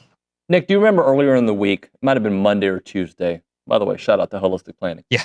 That I brought up on the show that the Notre Dame situation, I had been talking to some people and I've been reading that the quarterback room wasn't as clear as people thought, that Steve Angeli, I think, could be the odd man out. Do you remember that conversation? I do, yeah. Did you see that it looks like he is entering the transfer portal? I did see that. Breaking news, Nuño! According to On3, not Nuño. But, and I don't like to talk about myself like that. But it looks like he... You had the scoop. Well, I was reading the tea leaves from what I was hearing from... I actually listened to an interview with an insider on the Cannell and Dusty show. Then I read some stuff about them as I was preparing for that segment after their spring game. It got me thinking. And you know who could be a fit for Steve Angeli, potentially? No. Pete Nako says maybe Tennessee. Oh, I thought you were going to... Not the Aggies. Yeah. No, Okay. no. Yeah. I think we're good. I can see that. So think about it. In the last few days, you've got Nico going in the portal, and we all know the drama that went with that. I remember initially people said that Notre Dame could be a fit for Nico. I don't think he's officially signed with UCLA yet. He right? hasn't, no. But and I hope he doesn't. It's trending in that direction. So Nico could end up at UCLA. Notre Dame was mentioned, and then Marcus Freeman, I believe, closed that door by just, sometimes, what was the quote he had, Nick? I think it was something about it's about the investment isn't always worth it, right? Like it's sometimes you got to invest in your own players and not worry about a transactional relationship, something to that effect. And now it looks like Steve Angeli potentially Just say, I think they're speculating at why he would be going in, where he would want to go from a Notre Dame. You obviously want to go to a place that has a quarterback opening potentially, because they have a couple youngsters there at Tennessee that aren't quite ready. Is Steve Angeli ready? Well, he's got a little bit. He had a cup of coffee last season playing for Nico. So that would be an interesting fit for Tennessee that don't think is at the level of Nico. Not that saying that Nico was that good, but I think that would be an interesting musical chairs. Yeah, I've always been with Olin when it comes to Nico. I was never super impressed with him. I know majority of his touchdown passes came against the out of conference teams and like Vanderbilt. And Vanderbilt, not the Vanderbilt we're used to last season, but yeah, it's going to be interesting. It's kind of weird that I wonder what Josh Heupel's thinking. Like, I feel like if I were him, I would want to stay in-house, after that whole debacle. Like, hey, the transfer portal bad and all. We got guys here who can play, but I guess, that's just how the game is now, right? You got to use it. It gives and it takes away. Did you see that Lee Corso is going to retire from game day in August? And I got mixed emotions about it, Nick. I don't know how you feel about it. I think it's maybe a year or two too late, to be honest with you. It's sometimes in the past few seasons, it's been rough to watch him a couple times. Yep. But I think it's good to, announce it now, let it build up. I know there's going to be probably a lot of really good tributes to him. They don't know where they're going yet, right? They don't announce that till summertime. Right. So whoever gets it's getting going to be a historic episode for them. So I hope they retire the headgear thing too. I hope no one tries to take that and run with it. No, that's his thing. Here I'm kind of like you, Nick, when I think about it. Like, there were times these last 2 years I'd watch him and be like, he's still really good. And then there was times that he would struggle quite a bit finishing a sentence and I felt terrible for him. But he is such an icon in the broadcasting world, right? For his passion, his love. Like, there's certain guys that when you think about the sport, you think about college basketball, you think about Dickie V, right? And I think Lee Corso is that same way when it comes to college football because of their exuberance for what they do. You see it, you feel the excitement, and like taking him away from game day, I think hurts him, right? Like, there's certain people that's where they get their profession, their work gives them their lifeblood. So that from that perspective, I'm gonna miss his passion for it, what he brought to the table. But it was hard to watch him at times. So, but congratulations on an amazing career. So I assume if he's retiring in August, I didn't read the entire article, Nick. Does that mean he'll probably do one more show? Yeah, he's going to do one show. Gotcha. The week one, 0 wherever week? they are. No, week one. Okay. Like actual week one when they're playing more than 3 games, But yeah, game day's in a good spot with Saban and Pat McAfee. Regardless of how you feel about McAfee, I can feel like he can be over the top sometimes, but he still brings a good energy, and it's fun to see him play to the crowd. He's really good at that. So I think they're in a good spot. You know what I love about McAfee? I don't watch that show very often, to be honest with you. But I think he's an excellent interviewer. He had Aaron Rodgers on yesterday. I don't know if you saw part of that, where Aaron kind of talked about his exchange with Aaron Glenn, which maybe Billy and I will get into that. AG's got he's right to the point. And Aaron Rodgers was complaining about flying halfway across the country just to be told they weren't going to keep him. He's like, you could have told me that over the phone, but it was interesting to see that. But McAfee, I think exactly what you just said there, a different kind of passion that you feel it when you watch. That show isn't my show, but it's not. I'm not saying it's a bad show. It's just not. I got enough in my content wheel, right? Like I just don't catch it like a lot of people do. Oh, look at Billy Liucci coming in. Let's go to the Angry Elephant News and Social Center. Maria Griglione, read us a text as Billy gets situated here. Should I chugle out a text, as Nick says? Chugle out a text, please. So from David in Temple, the only thing y'all didn't mention on the value of Prager in his starts is that he eats up 4 to 6 innings per game while keeping the Ags in the game. You're usually looking for inning eaters to win ball games. Ryan isn't throwing or having the best luck, but he's allowing us to win. I love it. Yeah, we had a text earlier, Billy, like, why are we still defending Ryan Prager? Defending? Didn't we go through this? Why am I defending that they won 2 games against Tennessee? Why are we defending by saying it's a long season? Mm-hmm. Just let the season play out. Anything happen? Just like I said that, I'm also not booking hotels in Omaha. I'm not projecting A&M to host a regional. I'm not even saying they're close to having enough work done to get into the tournament yet. They got to keep playing this kind of baseball. But it's why you sit there, and when everyone wants to, play the cool kid in class that sits in the back and giggles when someone answers the damn question, everybody wants to act like that. Back in the day, that kid would get smacked. Nowadays, you can just hide under an anonymous name on Twitter.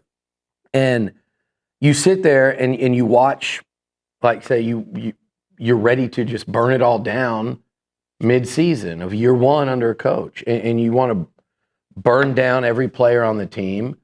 And they proved otherwise. And it wasn't a sure thing that they would. And like I said, they're not there yet. They got to keep winning. They got 2 huge games today. But they're playing outstanding baseball. It's fun baseball. It's rewarding baseball if you're a fan. And now, once again, you have hope. More important than the fans having hope, the players have belief. That's very evident, right?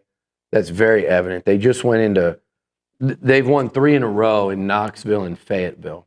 And in between, they've had 2 walk-off wins in SEC play. I mean, it's a pretty remarkable turnaround. It's a pretty remarkable run. It's fun to watch. I'll be damned if I can't enjoy it without people crapping on, a player that probably brought you the best pitching season, as good a pitching season in A&M history last year, who is struggling by his standards. The texter's right. Like, Prager last night, the number 2 team in the country was hitting him a little bit. The guy hits a bomb, but he hung in, he ate up innings, he gave you a chance to win. It's a team game. The bats and the offense supported him. Right. And then you handed it over. And you handed it over to Wyatt, and it was, lights out. Weston Moss was incredible. I said Wyatt. I was Wyatt Hensler. You hand it off to Moss, and it's lights out for 5 innings. And that's a team game. That was a team effort, and Prager was part of that. So, yeah, do I want to see him have the kind of success he did last year? Absolutely. And I think he still will and still can. But he's battling in there, and last I checked, A&M's won the last 2 Friday games. So it's you're thinking big picture. If you want to be like reasonable and realistic, and you want to say, man, we got to continue winning these Friday games against teams like Texas, LSU, Georgia, can't slip up against Missouri. These are we need last year's Prager. We need dominant Prager to win a regional. You get into a regional, I don't feel bad for him. I'm happy, but think about that number 1 seed that's looking at A&M going, damn, they're going to throw Prager against the 2 or 3 seed on Friday night. And then we have to face Lampkin and that offense on Saturday. That's our reward for being a 1 seed. Right. But to get there, Prager will have to beat a good 2 or 3 seed. So if you're looking ahead and you go, man, we need him to get back to last year's form, or else we won't go as far as we want to go, that's reasonable and fair. But to say, and I see stuff like move him to Saturday, move him to Sunday. And no, I think he is the Friday night mentality of anyone on your staff and of most pitchers in the country. Well, Billy, so you let him out there. I'll even add this. Early in the season, you would get something from the pitching staff, and the offense wouldn't have their back. Yeah. Now, the difference is Prager was good. I think even Scott said, compared to other pitchers who have faced Arkansas, he was really good, right? Yeah. But then the offense does pick him up. And that's the difference at this point is if something isn't right, the other part will pick up the slack. Yeah, it's just like Weston Moss. His last few relief appearances have been legendary. Guys are stepping up. Last time we saw Rudis, he bailed them out against South Carolina. He had struggled at times this year. So, again, it just goes back. You don't have to crap on any level of positivity, hope, or perspective. I didn't think they were going to do this. I didn't think they were going to pull out of it. I'll be honest, and I really believe in those guys. Mm-hmm. But it had gotten to a point that after getting no hit and run ruled, I was hopeful, and I still wasn't ready to just burn it because it's baseball. We were here on that Friday night doing the Bucky Luchador, and we were like, you remember how the feeling was after that? And, yeah. And now 2 Fridays later, how different the vibe is. And look, again, I'm not going to go through every one of them again, but like LSU was 3-13 in the SEC last year, and they were a game away from Omaha. Ole Miss, that story is well told. And then the ups and downs of Mississippi State, Ole Miss not making the tournament the next year, LSU barely making it, having to rally from 3-13. Mm-hmm. This league will eat you up, man, unless you're playing Texas's schedule. Again. Sorry, but Sankey's doing them so many favors. It's crazy. Did you see that one? Just the stats of like who A&M's playing in the top half of the SEC. And no. And A&M's playing 7 of, I think, 7 of the top 8, 7 of the top 9 or something in the conference, and 4 on the road, 3 at home. Texas is playing like 3, 2 at home, or 4, 3 at home, 1 on the road. It's wild. We're talking football here? Because that's kind of how football it's felt. It's wild. But at the end of the day, it's also baseball. Mm-hmm. And A&M's in a great position right now. If they can get one today, and again, damn, it's going to be tough. Don't lose sight of the fact that over the course of the season, Arkansas has been a significantly better baseball team than A&M. They also happen to be one of the best programs in the country under Van Horn, year in and year out. Always at home. That's also the toughest place to play possibly in all of college baseball. It's way up there. If it's not number 1, it's a top 3.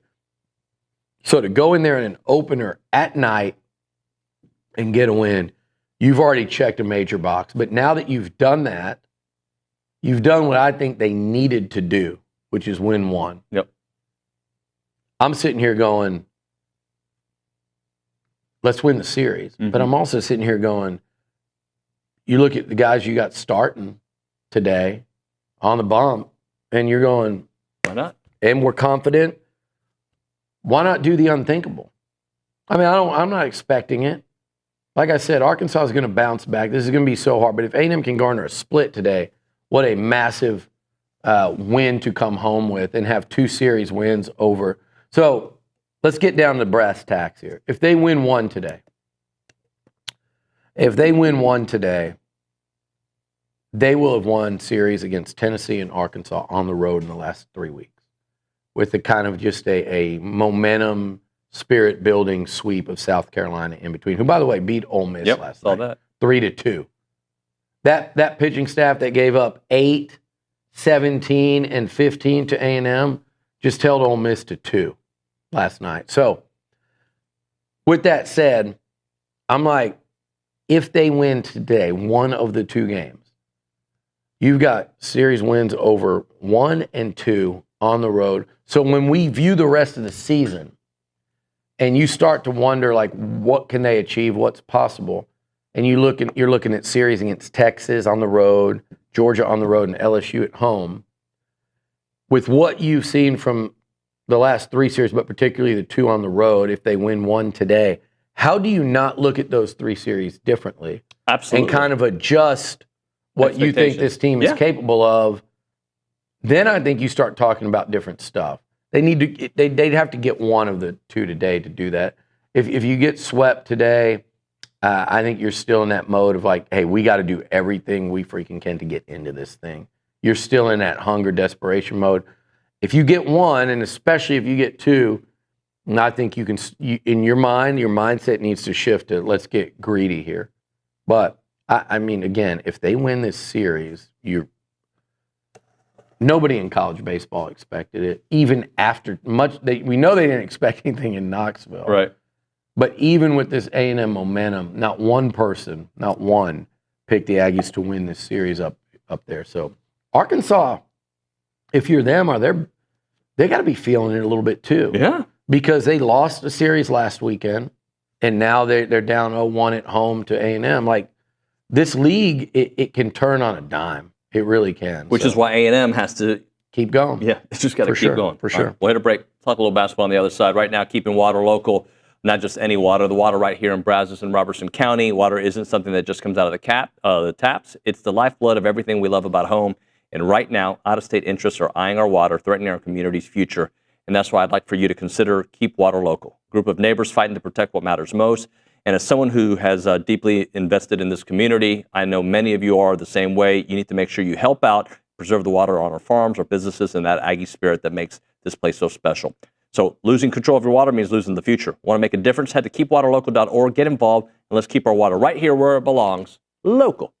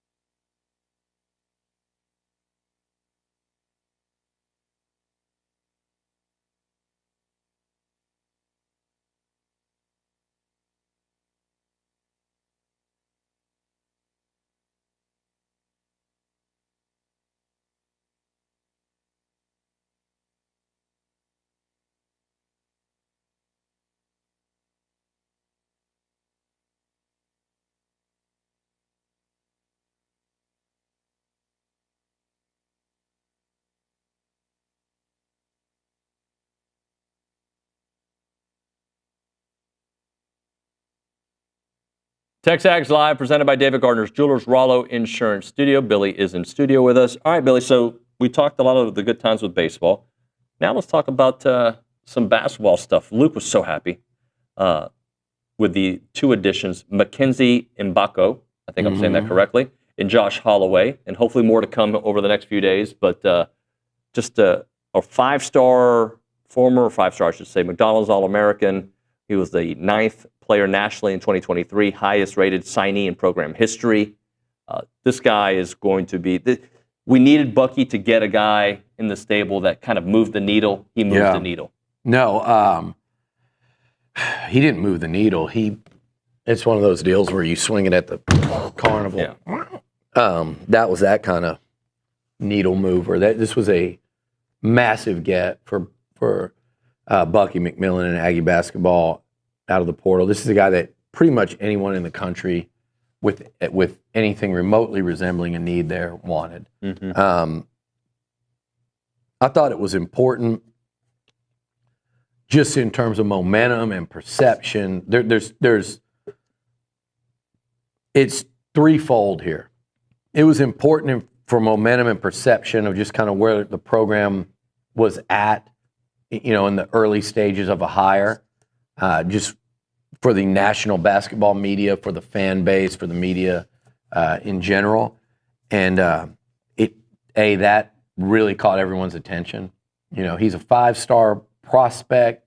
He's done it on the court in college. Big Ten Freshman of the Year. I talked to people that said, I talked to a couple of Indiana people, big Indiana basketball fans that watched for a long time, and then a basketball person I really trust, and they're like, yeah, he's a great player. The problem with that whole team and why it didn't work is it was I don't know if it was Mike Brown thing, but it was just a bunch of individuals on the court. Yeah. It's why it didn't work for any of them. He's like, as a player, he's a great player. And then there's the aspect of a need. You needed like a centerpiece figure to start building around. And that's what Mbaka is. He's a centerpiece figure for this to be built around. Now, he's the what? Had 1, 2, 3. This was the 4th player. You've since added a 5th. We'll talk about in a second. So you got your team, now you're starting to get close to that halfway point, which is crazy to think of. But you've got the guy now that you can build around. And like I said, there's momentum behind it. But you added a great basketball player. You added an NBA basketball player, likely NBA draft pick, to your roster at 6'9". He's insanely athletic. He steps out and shoots well. He's exactly what Bucky said they'd be looking for. So he can get it in the post and score. He can step outside for 3. He's long, athletic. He's going to be a problem, I think, in terms of if they're going to, full court press and keep that going all game, having a 6'9" athlete. I mean, and then you already added a 6'11" piece. So I forgot. So you're at he is the 6th. He was the 5th guy. Now you've got 6. And then you got Jakari Lane also, which is not the guy they picked up yesterday. He was earlier in the week, but a couple guys that are probably projected starters who can score. Jakari Lane is 17 points a game. He was a conference player of the year. You got a conference freshman of the year in one of the 2 best conferences in the country. You got a conference player of the year in the mid-major. I think this addition, though, and the third thing about this, I haven't doubted it because I'm telling you, I told everyone what I heard about Bucky McMillan. Yep. First person I called when I heard it was going to be him was Cole Kubelik. And I was just kind of like, it was within hours of it happening, so it wasn't out there, and Cole hadn't heard anything. And Cole's not a basketball guy, but I know he's a Birmingham guy. I said, hey, what do you know about Bucky McMillan? He was like, he just said, freaking stud. He was like, incredible recruiter. Like, give him resources, incredible. So he would have been at Bama or Auburn. Yep. If that job would have come open first. It would have been at Ole Miss, But the first thing he said was stud. He's a great recruiter. And it feels like he recruited the whole state of Alabama to be fans of Bucky ball is what it felt like when he got here. But that was fine, and everyone kind of that I talked to in basketball kind of said that same stuff. But then you see the presser, and you go, okay. When I really started to notice when he came in here, and then we were all talking out there afterwards, not just me and him, but the whole office. You start to notice, yeah, he's a lot. He's just a cool, operating cat, very approachable, but just really good energy. That can really play with recruits. Yeah, that's a college basketball coach that can recruit. And he can prove it with what you see on the court. Yeah, well, and then the style of play is going to be very attractive to guys. And with Mackenzie, I think a big part of it, I know a big part of it was his next step is the NBA. Yeah. And he wanted to go somewhere where he could play in the NBA. And for Bucky to have convinced him to do that with nothing yet. Yep. The proof of concept is at Samford. There's no SEC Big Ten proof of concept. It was at Samford. And for him to say, this is what we do, watch how we play, look at this, and then just sell him on the vision here. And to do that over Will Wade and Chris Beard. Look, people didn't understand when I said that don't follow Aggie basketball.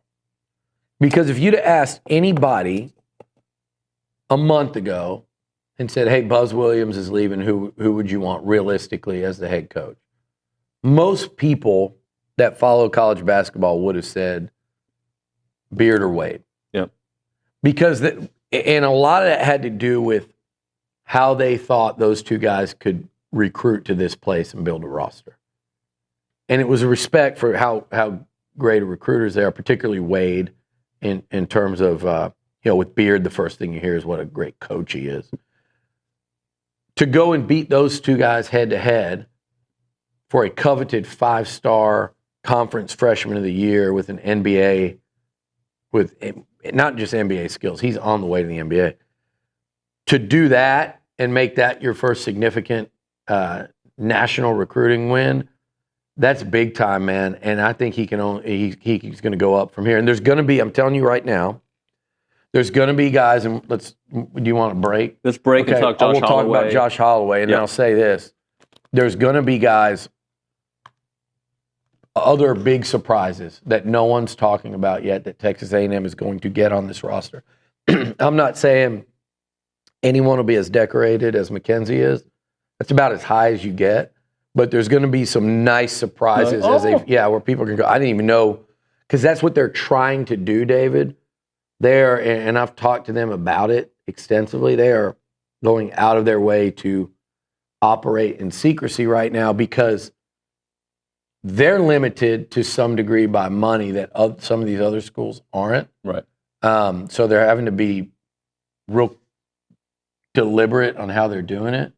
We'll talk more about that in a second. So Josh Holloway, when we come back, and kind of A&M and how they're flying under the radar, but they're going to hit some more extra base hits here. Yeah. Milliken Reserve Time, farm-to-table community in College Station. They got homes, they got trails, they got farms, they got wide open spaces, and they want to build a healthy community around nature. They've done that. They've got 2,600 acres of open space, farms and trails. It is a beautiful place to go outdoors and just be with your family. You can go fishing, hiking, biking, canoeing, kayaking, everything, right? You can all do it there. They've got so many great events with evening yoga, summer camps, music festivals, farmer market tours. And homeowners at Milliken Reserve sharing a legacy of conservation, which means generation after generation, you're coming back to that pristine countryside place. It's the same place now, and it'll be the same way in 50 years. Check out the website, millikenreserve.com. That is millikenreserve.com.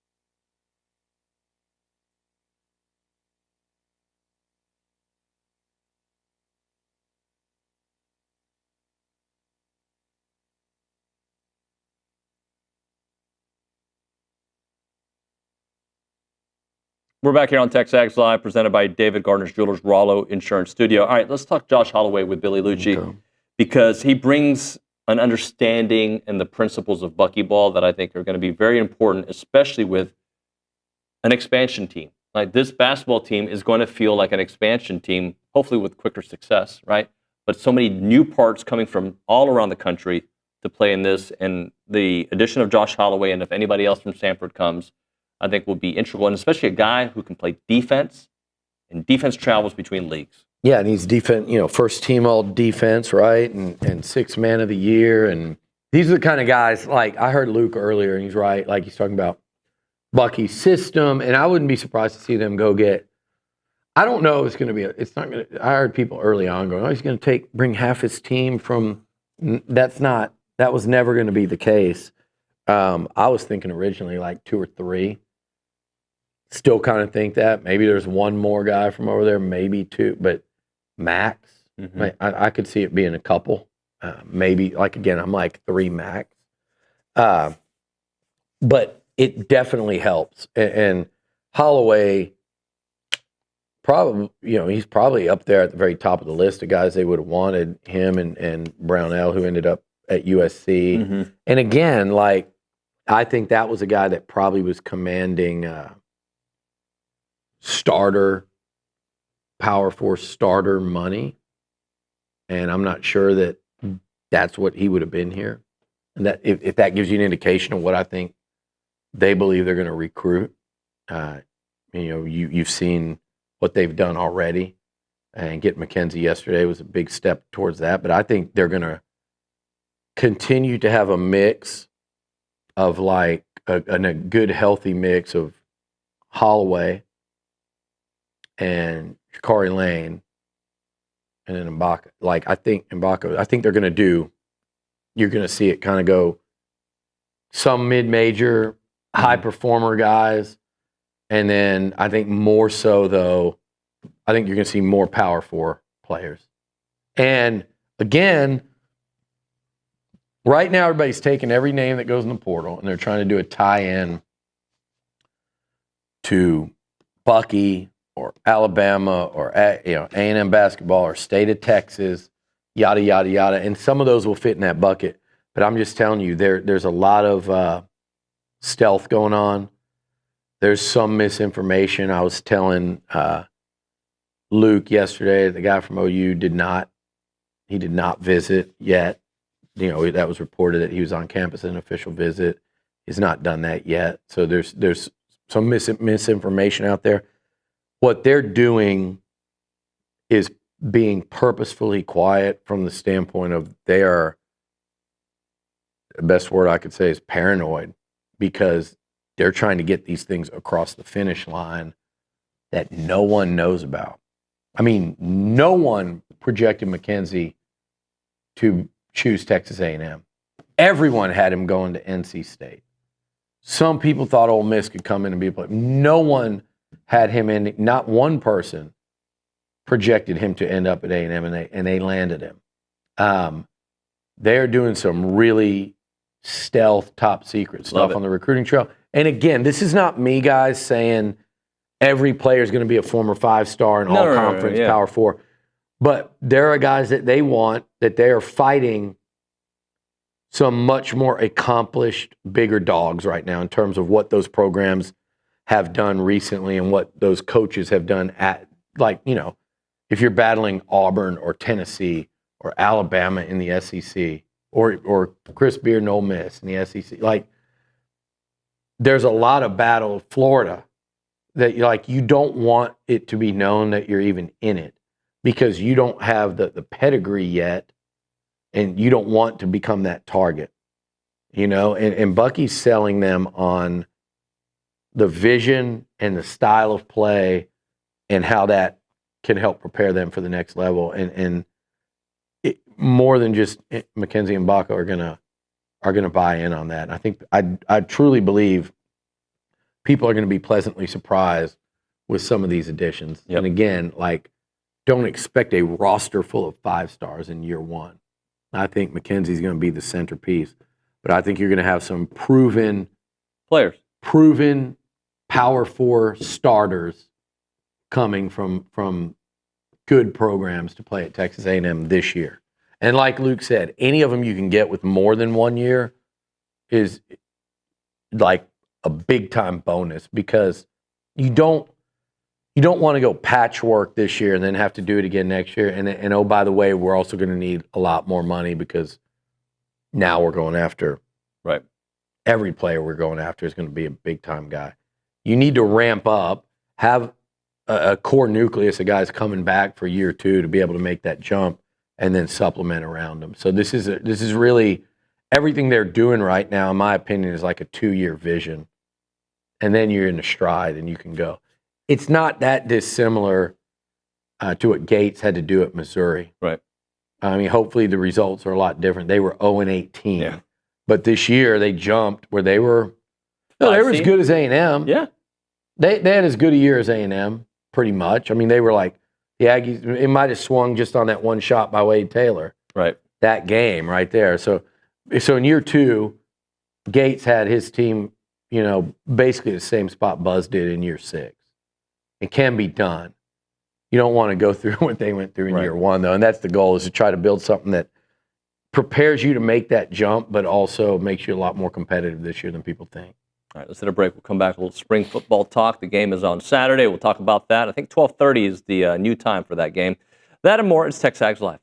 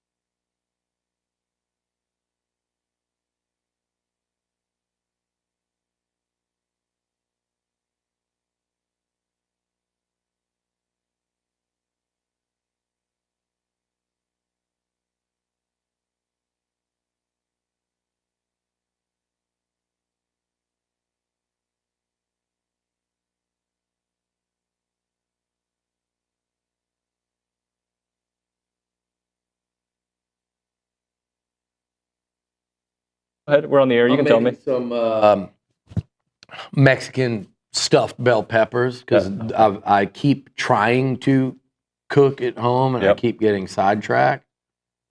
I don't want to be name dropping these meals on all the people who get really upset when I say it, but no, I'm cooking.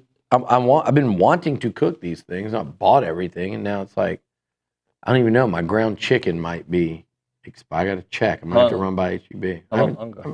What? How long ago did you buy it? I don't know. Like within a week. Oh, you should be fine. My chicken, it goes a little quicker than the turkey, but I got to go. So I do the ground chicken, season it.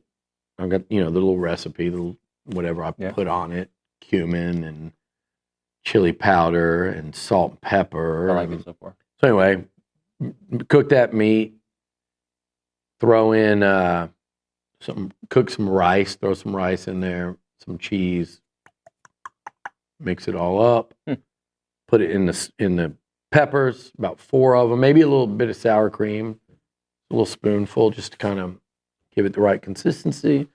Throw those in. Oh, and a can of, this is key, a can of diced, I don't know what they're called, but like diced spicy tomatoes. Okay. A can of diced like hot tomatoes.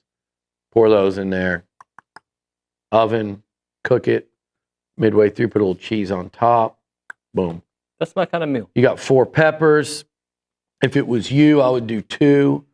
I got some black refried beans that are really good. Little Costco samples. They got me on them. So I've got like a case of like 30 of them, which might be a little aggressive. You can have some of my black beans if you want me to bring them up here. They're organic, David.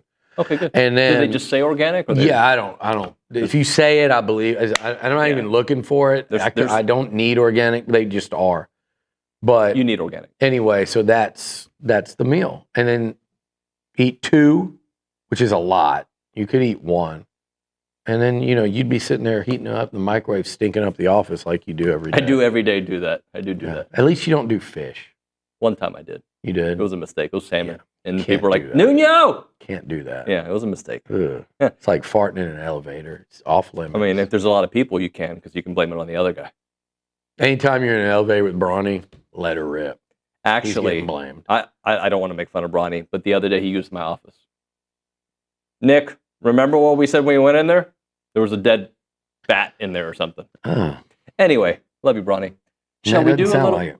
Should we do a little football talk? Yeah. We're going to do a little TexAgs overtime after the radio show ends. We will break in 3 minutes. But just so everybody's aware, the spring game was moved up to 12:30. So I think initially it was going to be at 2 o'clock. They moved it up an hour and a half because of potential inclement weather. So it'll be now at 12:30. So if you are going to Kyle Field for it, get there earlier than you thought. If this is the first time you've heard it, just keep it on the notifications for TexAgs.com, and we'll be updating you. Billy, David, football-wise, one of the things that Coach Elko talked about this week was, he does feel like they're getting better in there's less penalties, less mistakes, moving more efficiently. I don't know how much of that is going to be clean in a spring game environment and how much we're going to be able to take away. But I don't think Coach Elko just says things to say things, right? No. I think if he's going to say it, he's actually seeing, you know what? We're doing less than we were before. Everything is tracking in the right direction. From what I've seen this spring, there's a noticeable uptick in energy, efficiency, effort. And I think just you can tell this is a more talented football team, and it is a more veteran football team. I said it the other day. Everybody talks about, like, I think there are 2 things you have to have, right, to win in this league now and in college football today. You have to have experience. You look at the teams that played last year in the Final Four. Ohio State and Texas, Penn State, Notre Dame. Those were all veteran football teams. Okay, you have to have that, and I think A&M has that. You have to have NFL guys in your upper classes, A&M has that. They've got a bunch of dudes that I mean, you go up and down the list of guys that should be invited to the combine next year, pare that down a little bit to guys that you feel confident will be drafted, and it's a pretty large number. And that's the key to this portal thing of keeping those type guys to come back. So Elko's done a great job of that. I think it flies under the radar of importance. I forget who I was talking to the other day, and I was like, look, keeping guys like, break it off, Nuño. Okay, I want to break it off. I'm going to break me off a little bit of that. All right, we'll continue this show on TexAgs.com. Make sure you keep listening to Louis Bellina. He's a great guy. But TexAgs.com, premium subscribers, go to the live function. You'll be able to catch our TexAgs Overtime. That's coming up in about 48 seconds. You've been listening to TexAgs Live, presented by David Gardner's Jewelers in the Rollo Insurance Studio. We'll see you tomorrow on the post-game wrap after the spring game, and then again on Monday morning. It's TexAgs Live.